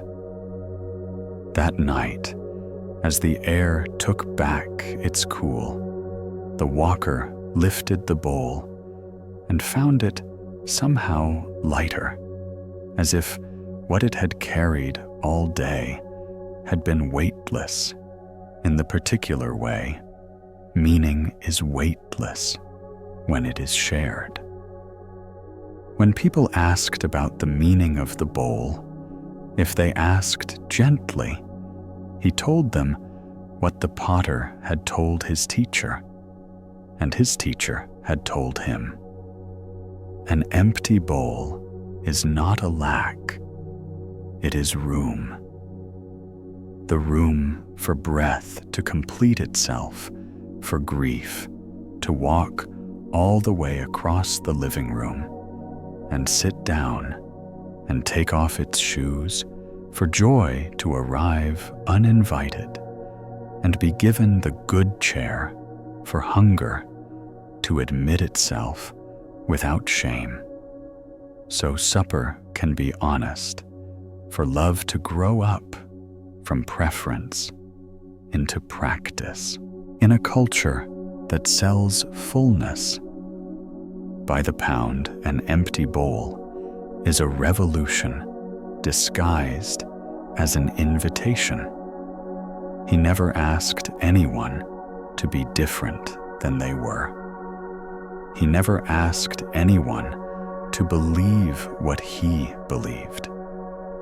He asked without asking that they meet their own lives with the humility of a container. When the bowl was in his hands, he felt his opinions loosen the way a knot loosens when you stop tugging. He still had them. He still voted. He still read and argued and changed his mind and changed it back, and then laughed at the certainty of both versions of himself. But the bowl kept teaching him that kindness is not a feeling, it is a posture. You hold it like you hold clay with warmth and enough pressure to keep it from falling. Not so much pressure, it forgets its original curve. News crews came once because news crews are drawn to paradox. A man collects nothing in a bowl that holds everything. They filmed for 7 minutes what had taken the town months to begin to understand. He said his little sentences. They edited him into shorter ones. People far away watched on phones and nodded or scoffed according to the weather of their day. A woman 2 states over put down her device and washed a single spoon with more attention than she'd given anything all week. And while she washed it, she forgave her sister. The bowl did not know this. The bowl does not need to know. The bowl's job is to be itself. On the anniversary of his first walk, no one threw a parade. A few people left flowers on stoops where sorrow had recently delivered its heavy packages. Somebody paid for the coffee of the person behind them and didn't look back. At the high school, a teacher gave extra time on a test to a student who didn't ask for it, but whose eyes had been living in a different weather pattern since the mill closed. In the diner, the waitress slid a slice of pie across the counter toward a man who had not smiled since February and said, "This one's on the bowl." He smiled then, not because of the pie, though it was very good, but because of the way the sentence rearranged the furniture of his heart.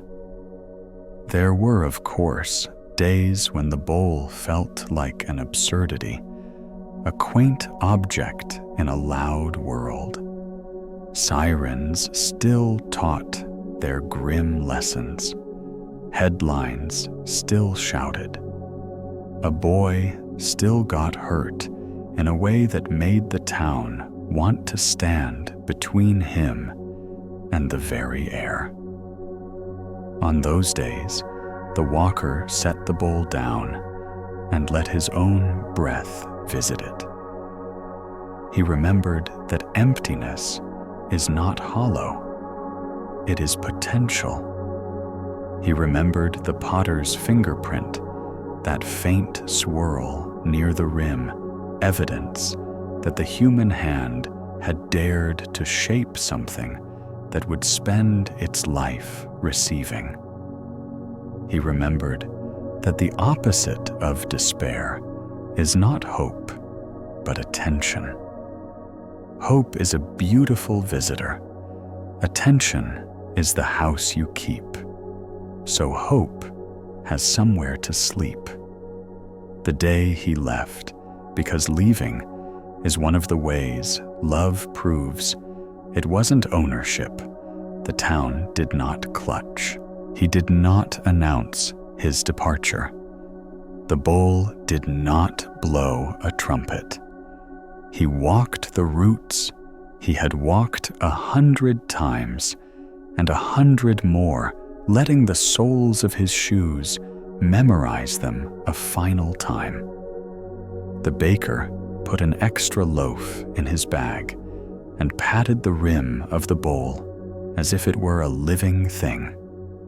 The man in the vest held up a new fish made from a paperclip and grinned. The waitress wiped the counter twice where the bowl had sat, and finding no crumbs, set the order pad there anyway, because paper is happiest when ready. May stood on her porch with the lamp not brighter than usual, not dimmer, and lifted a hand. The pastor in the church basement wrote on the back of a prayer card, "Keep us empty enough to be of use," and slipped it unaddressed into the hymnal. He carried the bowl to the river at dusk, when the water takes on the color of truth, neither silver nor black, but exactly the shade of what it is. He knelt. He lowered the bowl until it touched the surface, and for a breath, it floated between worlds, the steady world of clay and the fluid world of what contains nothing, and therefore contains all things. He scooped a little water and lifted it to the fading light. He did not drink. He tilted the bowl and poured the water back, and the river did what it always does. Received, then forgot in the holy way. Forgetting becomes remembering when it frees the giver from his gift. He rose, bowed to no one and everyone, and turned up the path lighter than he had been in years. In the weeks after, the town did not replace the bowl. It did not institutionalize or brand the practice. It let the space the bowl had created remain a space. Something else happened instead. Hands learned to shape air. The baker left a paper bag on the stoop of a house where a new baby had not let anyone sleep. The man in the vest kept an extra pair of work gloves in his truck and pretended he had found them when a teenager showed up to help at the river and insisted he didn't need any. The high school art teacher put an empty frame on the wall with a note beneath it that read, "This is for whatever you see when you're kind." Students stood in front of it longer than they would ever admit. If you asked later what the story meant, you would get the sort of American answer that wears boots and a grin. It meant we were less alone than we thought. And you would get the kind of answer that grows where churches and diners and libraries share sidewalks. It meant love is a verb with chores. And you would get, if you asked the river, the answer the river always gives here. Here. Here. The empty bowl had not saved the town. People had saved each other the way people can, when given permission by something humbler than a sermon. The bowl had been that permission. Some nights, when summer leaned its warm arm over the windowsill, and you could hear the freight train far off pulling America toward morning, you might see, if you knew where to look, the shape of the walker on the far side of memory. He would be carrying the bowl without carrying it, because by then, each porch light, each $2 bill slid under a coffee cup, each apology made and not posted online had become its own vessel. The town had learned emptiness as a craft. It had learned to keep a little room at the table, a little room in the calendar, a little room in the heart that was not reserved for catastrophe, but for the daily, unspectacular exchange of presence. And if you needed a sentence to put in your pocket, something to hold between your fingers, when the world closed its fists, it would be simple, almost plain enough to ignore. An empty bowl is not waiting to be filled. It is teaching us how to make space for one another to arrive. Story 4. The bamboo that bent with the wind. At the far edge of a small town in Oregon, where the land leans into fog and the hills roll like quiet shoulders, there was a grove of bamboo. It wasn't native, but it had been there long enough that even the locals forgot who first planted it. The stalks grew tall and close, whispering to each other in a language only the wind understood. In the mornings, mist wove through them like silver thread. At night, when the stars pressed their cold faces to the earth, the grove shivered softly, but never broke. The townspeople called it the monk's grove, though no monk had ever lived there. Only an old carpenter named Elias, who had built his home just beside it. His house was simple cedar walls that had turned gray with age, a roof mended more times than he could count, and a porch that faced east to catch the first light. Inside, the air smelled of wood shavings and tea leaves. Every morning, Elias boiled water, poured it over the same cracked teapot he'd used for 30 years, and carried his cup outside to sit by the bamboo. He had once been a man of great hands, hands that could build tables that lasted generations, doors that closed like the ending of a prayer, beams that held storms without complaint. But as time passed, his hands began to shake, a small tremor that moved through him like an echo of the wind that lived in the bamboo. His tools grew heavier. His projects took longer. And one day, while cutting a plank for a neighbor's porch, he felt his strength leave him like the tide.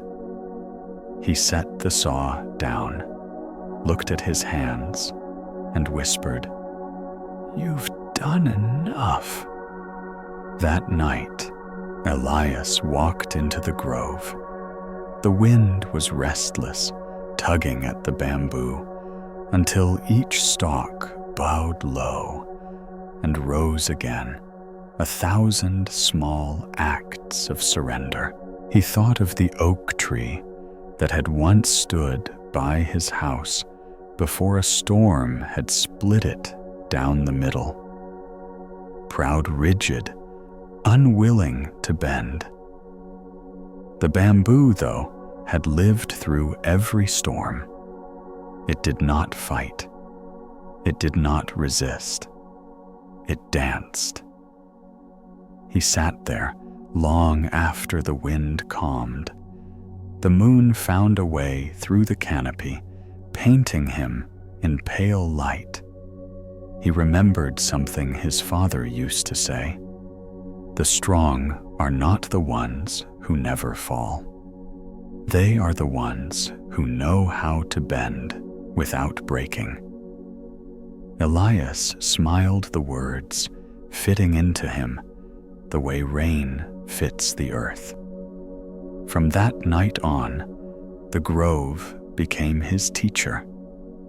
He began to visit it at dawn, bringing his tea and sometimes a small notebook. He wrote not about the past or the future, but about what he could see, the way light slipped down the stalks like a soft river, the way the leaves clattered when wind passed through them, the small shy birds that built nests among the thinner shoots. Every entry was short like a breath. Wind strong today, but the bamboo still sings. One stalk broken, new shoots already growing beside it. Perhaps I am learning. Neighbors noticed the change. Elias smiled more. He moved slower, but without hurry. When people came asking for help, fixing a chair, repairing a gate, mending a hinge, he still worked, but he no longer rushed.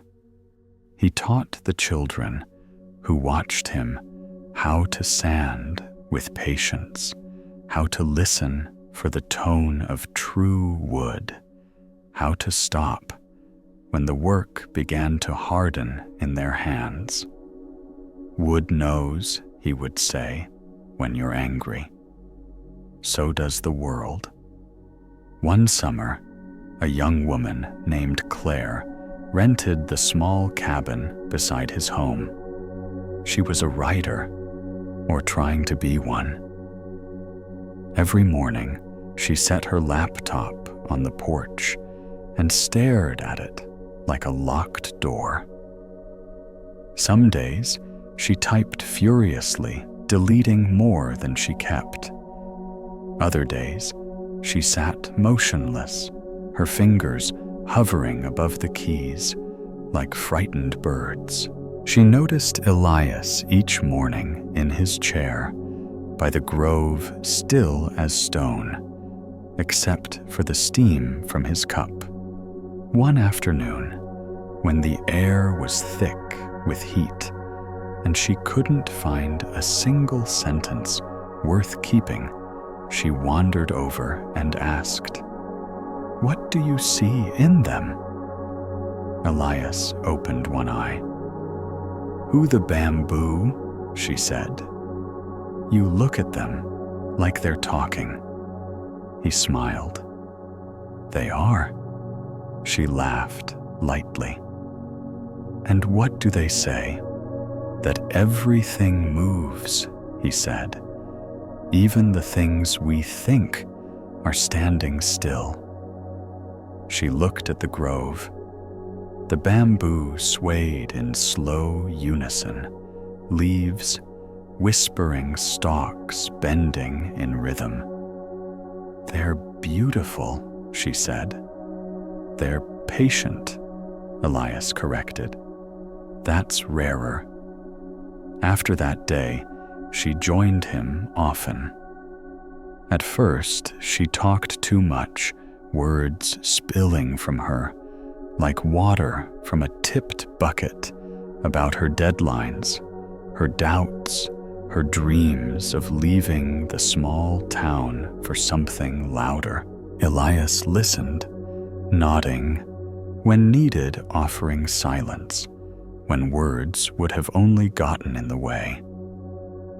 Over time, her sentences shortened. She began to notice the small things, the exact shade of green before sunset, the sound of a single leaf breaking free and landing on water, the pause between wind gusts. One morning, she told him she was giving up writing. "It's useless," she said. "I have nothing new to say." Elias turned the empty cup in his hand and said, "Then maybe it's time to listen instead." She frowned. "To what?" "To whatever's left when you stop trying." She didn't answer, but the next day she came without her laptop. They sat for an hour in silence, watching the wind move through the grove. When she finally spoke, her voice was quiet. "It's strange. I thought if I stopped writing, I'd feel empty, but I just feel quieter." Elias nodded. "That's where everything begins." The weeks passed. Summer leaned toward autumn. The air grew sharp, the mornings bright and cold. Elias's hands trembled more now. One evening, he could not lift the kettle without spilling. He laughed softly at himself and poured what he could into the cup, the steam curling like breath. He went outside, as always. The wind had picked up again, carrying with it the smell of rain. The bamboo bowed, lower still, but never snapped. The next day, a storm came. The wind screamed down from the hills, tearing at shingles, tossing branches across the roads. Claire watched from her window, heart tight. She thought of Elias alone in his house beside the grove. When the thunder broke, she ran barefoot through the mud and called his name. The door creaked open. He was sitting by the window, calm, watching the bamboo move. "You should come inside," she shouted over the wind. He smiled. "I am inside. The storm. The bamboo will teach it to pass." She wanted to argue, but his stillness stopped her. She sat beside him and followed his gaze. Outside, the grove swayed like an ocean.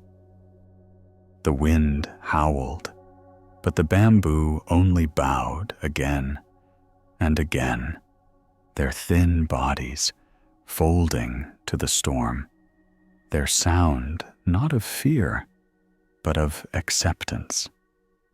The thunder rolled, and Elias whispered, "They bend so they can stay." When the storm ended, dawn came washed and new. The ground was littered with leaves, but the bamboo still stood taller than before. Claire stepped into the grove barefoot. The air smelled of rain and renewal. Some stalks leaned against others, as if resting after a long dance. Elias came out behind her, his old jacket damp, his face lined, but radiant. "You see," he said. She nodded. "They survived. They lived," he said, surviving is only half the story. She turned to him, and what's the other half? Learning how to move without fear. That day, she opened her laptop again, not to write what she already knew, but to write what she had finally felt. Her words came slower, softer, each one carrying the hush of the grove. The story she wrote wasn't about bamboo at all, though it was.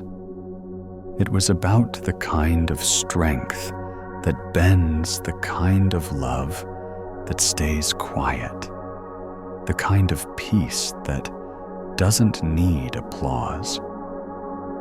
Months later, when Elias passed away in his sleep, she found his notebook on the porch table. The last entry was written in uneven ink, but the words were steady. Wind again, tonight. I used to think peace meant stillness. Now I know peace is the ability to sway. She closed the book gently, as if tucking him in, and looked out at the grove. The wind was moving again, soft this time, kind. The bamboo leaned toward one another, like old friends sharing a secret. She felt the same quiet bloom in her chest that she used to see in his eyes. Years later, the town built a small bench by the grove with a plaque that read, "In memory of Elias, who learned to bend." People came and sat there, workers on their lunch breaks, children after-school lovers, when they didn't know how to speak. Some came burdened by loss, some by longing, some by the weight of ordinary days. The bamboo received them all. It didn't fix them. It didn't have to. It only moved, showing them what it meant to stay soft in a hard world. On certain mornings, when the light was gold and the air smelled of dew, if you stood very still, you could almost hear Elias's voice moving with the wind. Be gentle with yourself. Even storms are just wind looking for a place to rest. And when the breeze passed through the grove, bowing every stalk in one graceful motion, it was as if the whole world had taken a breath together. An unspoken promise whispered from root to sky. We will bend. We will not break. Story 5. The cloud over the temple roof. The day began the way quiet days do without announcing itself. Somewhere beyond the foothills, a freight train moved like a slow idea nobody needed to hurry, and the town woke to the scent of wet cedar and coffee that had learned patience. On the rise above Main Street, where the map forgot to write any names, an old Buddhist temple stood with its red paint softened by winter and its bell the color of rain. The roof had a gentle sag in the middle, like a back that had carried many seasons and decided tenderly to continue. From the street, you could see the roof catch morning light and return it as a softer version of itself, as if light too wanted to practice humility. A boy named Micah came most afternoons to sweep the steps and refill the water bowls for the neighborhood dogs that pretended they had strayed there by accident. He was 14, with elbows that knocked into futures, and a quiet that worried adults who measured health by noise. He liked the temple because it didn't ask for a reason. The air inside smelled of old wood and lemon oil and incense that refused to brag. The floorboards knew how to talk without creaking. The walls, painted with repeated care by hands that had learned to trust small tasks, held a kind of listening that didn't crowd. Micah's mother worked double shifts at the hospital, and his father, when he called, spoke from states measured in deserts and toll booths. The temple became the place inside the place for him, a room held within the day where gravity could set its bag down. He had found the temple the winter after the river drowned the lower yards when the town practiced the art of borrowing extension cords and casseroles. He was walking with his hood up, trying to think of a word for the sound snow makes when it changes its mind and becomes rain, when he saw a monk standing under the eaves, looking up in a way that seemed to leave space above his eyes for something to arrive. The monk was not old or young.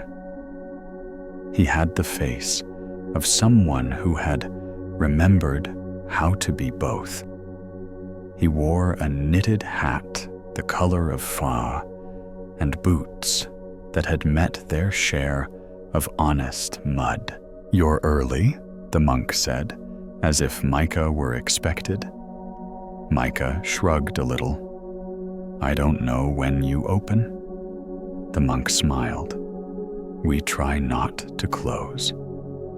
From that day on, the boy came.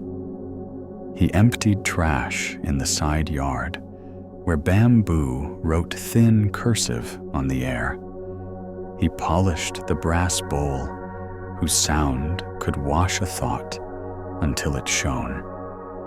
He mended a fray in the cushion covers with stitches that were not pretty, but were true. Mostly, he watched the sky. The temple taught him that the sky was not a background, but a conversation happening right in front of you. Clouds thinking out loud, light practicing forgiveness. He learned the names Cirrus, like the wisps his mother pulled from the dryer, lint trap, cumulus, like pillows after a Sunday, nap stratus, like someone closing a soft curtain across a room, ready for rest. On a Tuesday that leaned toward rain, he was sweeping when he noticed a single cloud arrive and stop just above the roof. It wasn't a grand cloud. It didn't pile itself up into a cathedral or break into dramatic ships. It was the size of a slow breath and the shape of a thought you're not sure you should say aloud. It hovered there as if the roof had invited it for tea, and the cloud, seeing the bell and the old paint, had accepted. Micah set the broom against the railing and looked up. The cloud didn't move. It was not stuck. It was choosing. He went inside and found the monk folding hand towels into thirds with the seriousness of a surgeon and the ease of someone who did not make status out of care. "There's a cloud on our roof," Micah said. The monk nodded without surprise. "Good." He handed the boy a towel. "It's a roof day." "What does that mean?" "Sometimes the sky sits very close," the monk said. "We should sit very close too." They carried a pot of tea and 2 small cups out to the porch facing the roofline and the cloud. From here, the shingles were a geography. You could see the small river where a seam had invited rain, the tiny mountain where an old nail had lifted its head. The cloud, pleased to be noticed without being required to perform, changed colors only as much as the day asked of it, pearl to ash, ash to blue-gray, the way a hand turns to show its palm, and back, and palm again. "It looks like it's thinking," Micah said. "Maybe it is," the monk said. "Or maybe it's remembering." They drank the tea that had learned the temple's patience, and the cloud remained. People came and went in the street below a woman holding 3 grocery bags, like proof of competence. A man walking a small dog who resembled a wind-blown idea. 2 teenagers pretending to be bored by one another so their interest would be safe. Nobody looked up. The cloud liked them anyway. Micah found himself breathing to match the way it slowly frayed and mended at the edges. When he spoke, his words found a gentler root. "Do you think clouds get tired?" he asked. The monk set his cup down with 2 fingers. "I think clouds know how to rest while moving."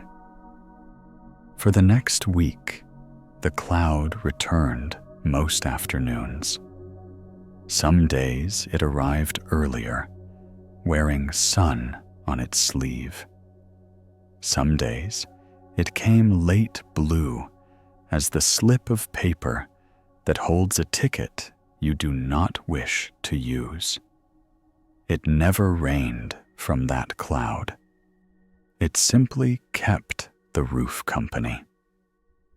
Micah asked the monk if it was a sign. The monk said, "Everything is a sign when you look with a needing eye. When you look with a friendly eye, everything is a friend." Micah tried to look with a friendly eye. He noticed how the cloud thinned when a breeze from the river tugged at town, and thickened when the bell rang, as if the sound had weight. He noticed the bell's sound, too, how it went out soft and came back softer, carrying with it a hint of cedar and something like forgiveness. On the 10th day, Micah came up the hill, angry in the way 14 allows, with speed and a heat that has mixed its ingredients widely. At school, a boy had called him Church Mouse because he volunteered at the temple, and because the boy needed to call someone something to feel more like a person. In gym, a basketball had caught Micah's cheek with the blunt language balls use, and everyone had laughed in a way that wasn't cruel, just lazy. His mother had texted, "Double shift again, baby." Pizza in the freezer.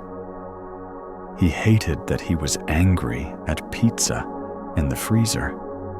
He hated that his mother had to apologize with pepperoni. He hated that he wanted to tell his father, and that his father was somewhere past the highway signs that use different vowels. The cloud was waiting.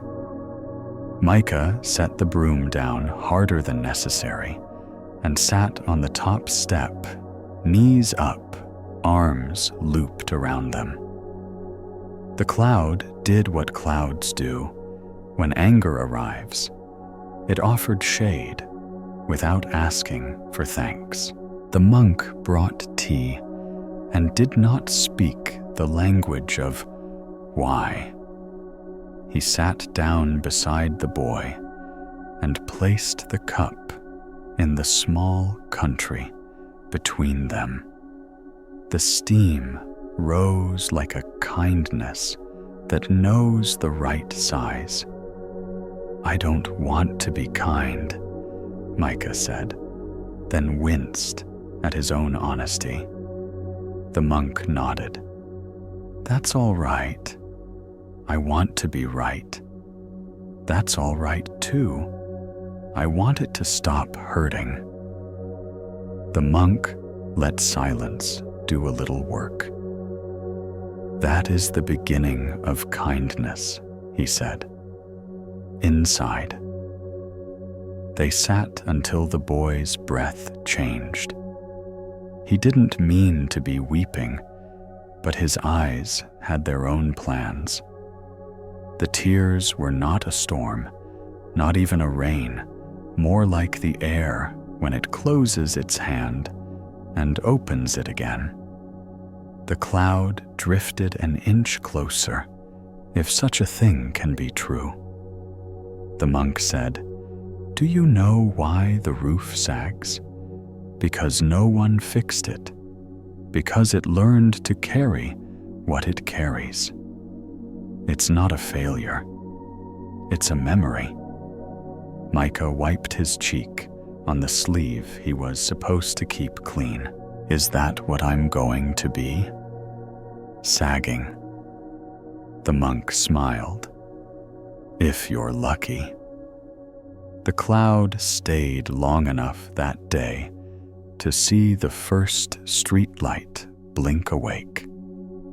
When Micah stood to leave, he touched the rail the way you touch a shoulder in gratitude. "Will it come back?" he asked. The monk shrugged with his whole body, a gesture that included acceptance and curiosity and the weather report. "It might. It might not. You will." It was not scolding. It was fact offered gently. News of the cloud reached the kind of people who keep their eyes open. A woman from the cafe brought a tray of cinnamon rolls for the roof, she said, as if structures could develop appetites, and perhaps they do. A man who fixed bicycles left a small brass bell on the railing, because bells are cousins, even when not related.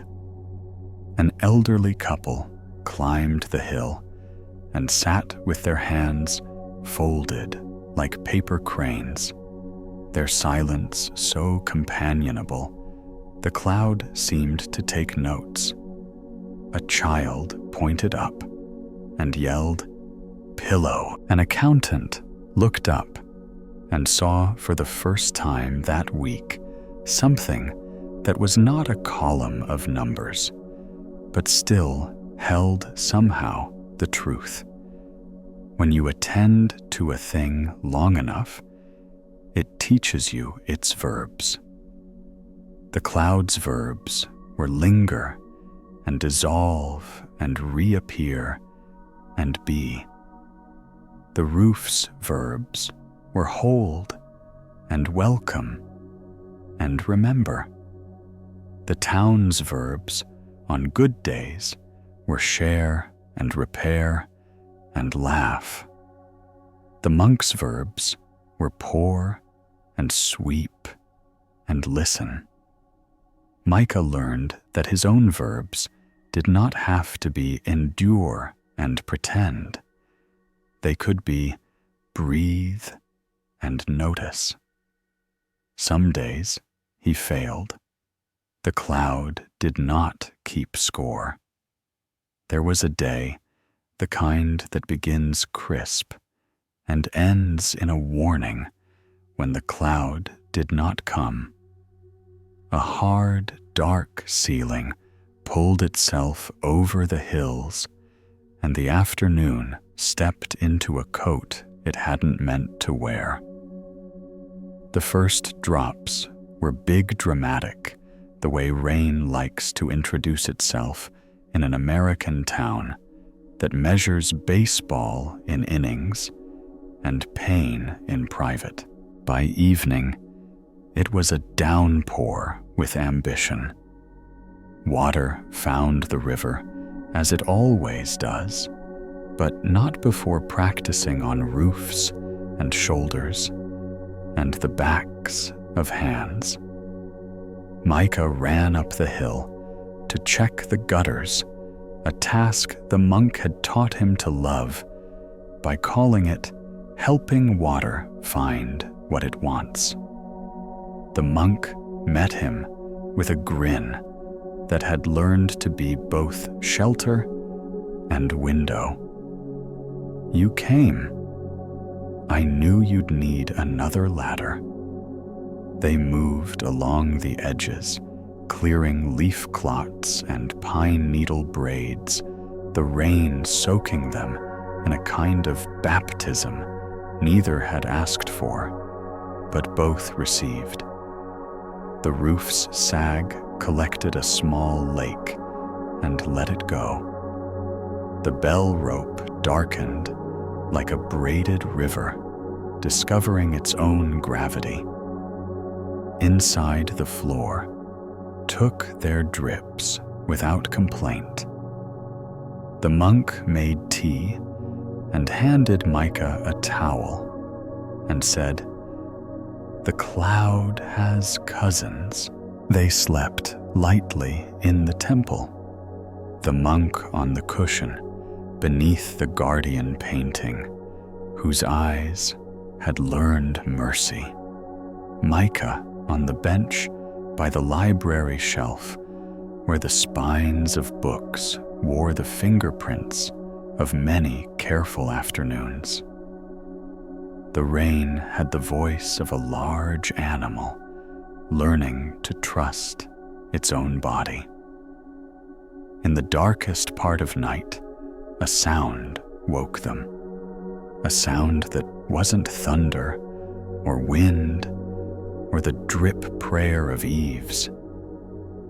It was a crack, like a truth that has been waiting too long.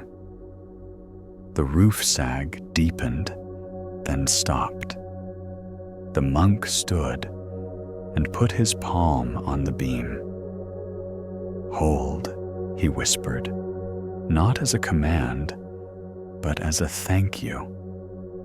The temple held. Morning came scrubbed. The cloud returned as if it had been out getting groceries and wanted to show what it found blue between gray, the exact silver of second chances, the lighter edge that forms when a heavy thing chooses to be kind. The monk and the boy climbed onto the porch with their tea. Streaks of wet darkened the wood into a map of where water had traveled and left no damage, only story. Down on Main, shopkeepers rolled up their metal grins, and the cafe put a sign on the sidewalk shaped like a blackboard, and optimism soup today. In the hospital, Micah's mother finally peeled off her gloves and found a chair that offered itself like a hand. She texted, "You good." He texted. Cloud came back. She sent a heart, and then another, and then a third, because sometimes love likes quantity. A few days later, the boy made a small discovery that rearranged a room inside him. He was sweeping the far corner where cedar dust gathers like a ritual when he glanced at the bell and saw the cloud inside it, perfectly captured and perfectly not captured, a small white oval floating in the bell's dark bronze mouth. He moved. The cloud moved with him. He lifted the broom. The cloud lifted. He set the broom down gently, as if it were made of a sleeping animal. He looked into the monk's tea and saw the cloud there too. He put his palm on the polished floor. The cloud was in the shine. He closed his eyes. The cloud remained not as a picture, but as a feeling of soft weight above him, a companionable shade. He tried to tell the monk and failed in the way words fail gracefully when the heart is learning a new shape. The monk nodded as if the boy had said every syllable correctly. "The roof taught you the sky," he said, "and the sky taught you the roof." Micah laughed. "That's not helpful." "It doesn't need to be," the monk said.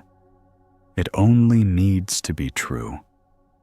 The town, meanwhile, did what towns do when given a gentle miracle. It did not vote on it.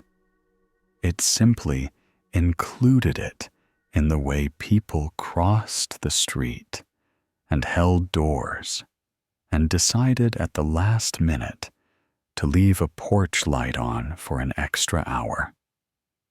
A bus driver began stopping 2 feet closer to the curb than usual, because 2 feet is a long way in the life of knees. A teacher put a bowl of tangerines on her desk and did not count them, and discovered she preferred abundance to inventory. A retired mechanic fixed the squeak in the temple gate without introduction. A woman who'd been angry for 20 years allowed herself in the grocery aisle between the cereal and the coffee to be sad instead. On the first day of summer vacation, Micah brought his little sister up the hill. She was 7 and had an unprofessionally loud laugh. She moved the way robins do, small steps, decisive intentions, a cheerfulness that does not apologize for being alive. "Is this where the cloud lives?" she asked, standing with her hands on her hips, the way their mother did when looking at a wall that might prefer a different color. "It visits," Micah said. "It likes the roof." His sister looked up, and because the day was very clear and the cloud had chosen to be somewhere else, saw nothing but blue. She frowned. "It's not here." Micah thought of lying and chose not to. "Sometimes it's here even when it's not." She made a face that said, That is not how things work. Then ran the long porch as if it were a piano, and her feet knew the song. They sat. The air smelled of cut grass and something baking in a house they could not see. The world rang with lawn mowers, and a baseball game carried across 3 blocks like a rumor. Micah felt his sister lean against his side and realized that he was in some new and careful way holding up the roof for her. The roof was holding up the sky. The sky was holding up a cloud somewhere above a field where a boy he did not know was learning with surprise that you can miss a ball and be loved in the same minute. When the cloud came again, it always came again. It brought a secret it had learned on its travels.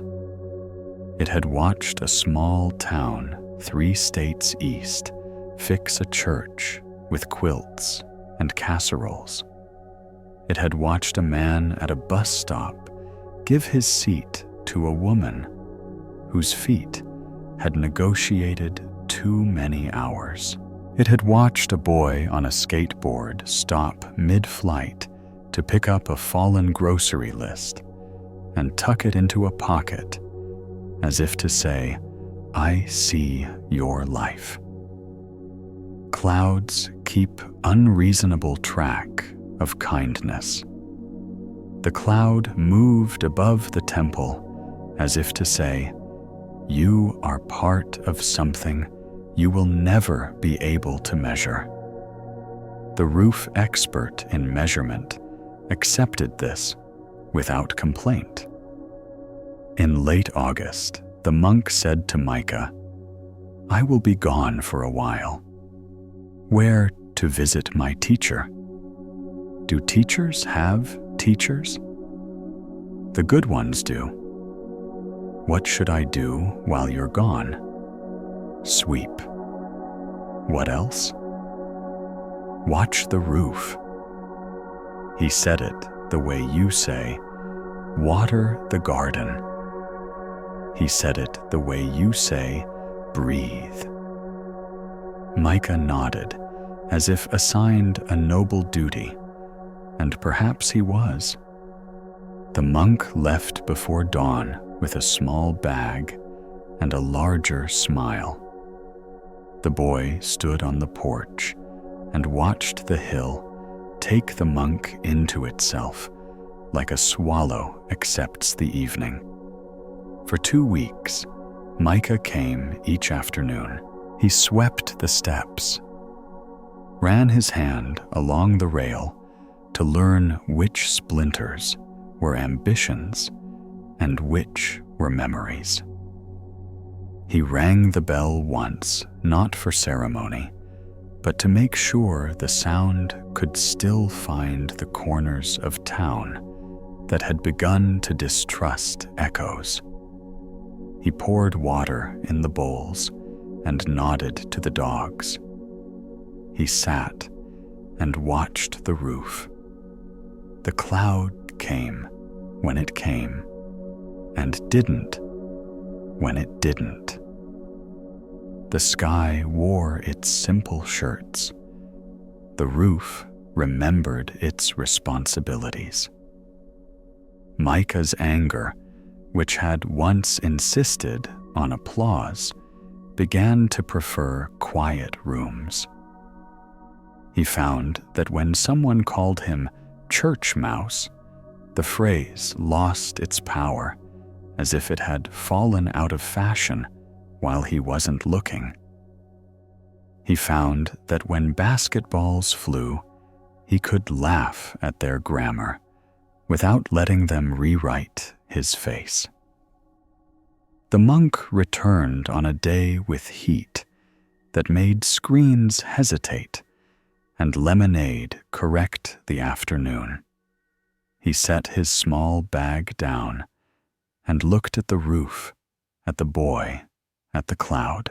He bowed to all three with equal sincerity. "Anything happen?" he asked. Micah considered.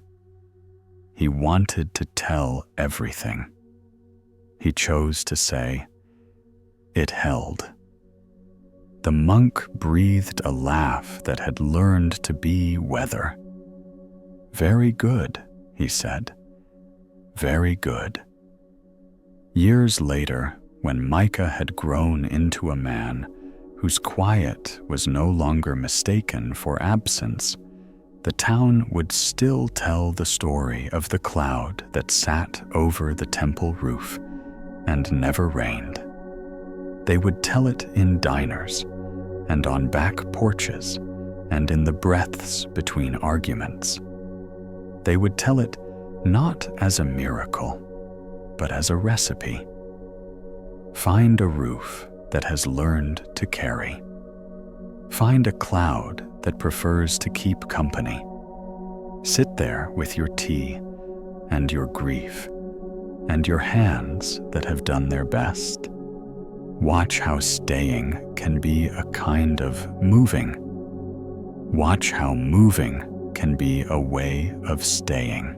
If you asked Micah what the cloud meant, if you caught him years later unlocking the temple door with keys that had learned the shape of his palm, he might smile and say something like, "It meant the sky has its reasons."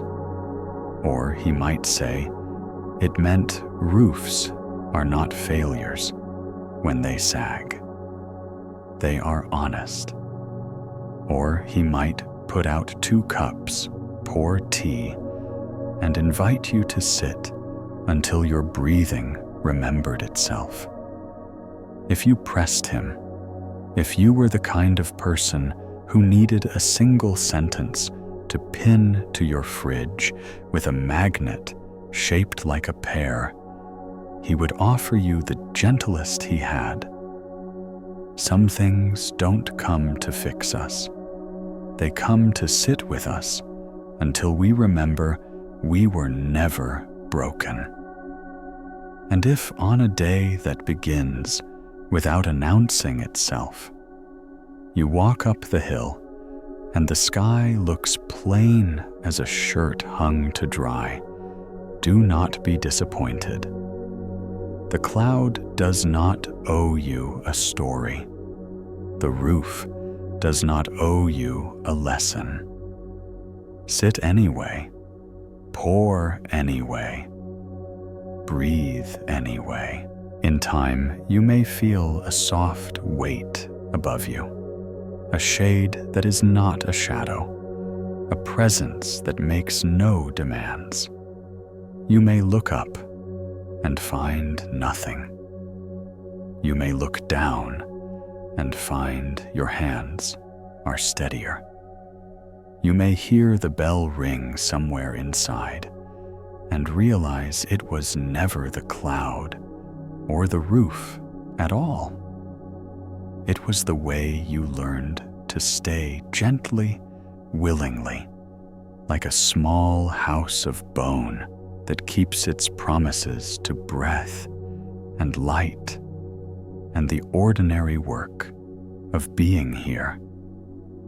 And now, as the final story drifts into silence, you may feel the stillness growing inside you, the kind that doesn't need to be named. The night has softened.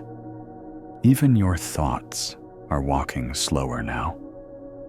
You've traveled through the temples of memory, through rivers that forgot their names, through bamboo that bent and learned the language of wind. Every story tonight was not about others. It was about you, the quiet monk, the river of breath, the bowl that knows how to be empty, the cloud that learns to stay, all of them reflections of the same gentle truth. Peace was never gone. It was only waiting for you to stop searching so loudly. If your body feels heavier on the bed, if your eyes have begun to close without trying, let them. Let the world grow soft around the edges. You do not have to hold anything right now. You are allowed to rest. You are allowed to begin again when morning comes, wiser, lighter, freer. Before sleep takes you fully, I want to say thank you for being here, for breathing through the night with me, for listening with an open heart. If these stories brought even a little calm into your evening, I invite you to stay connected with us. Subscribe to the channel so each night peace can find its way back to you through new stories, new whispers, new moments of stillness. As you drift deeper, remember, you are already whole. Sleep gently, friend, and when you wake, wake wiser. Good night.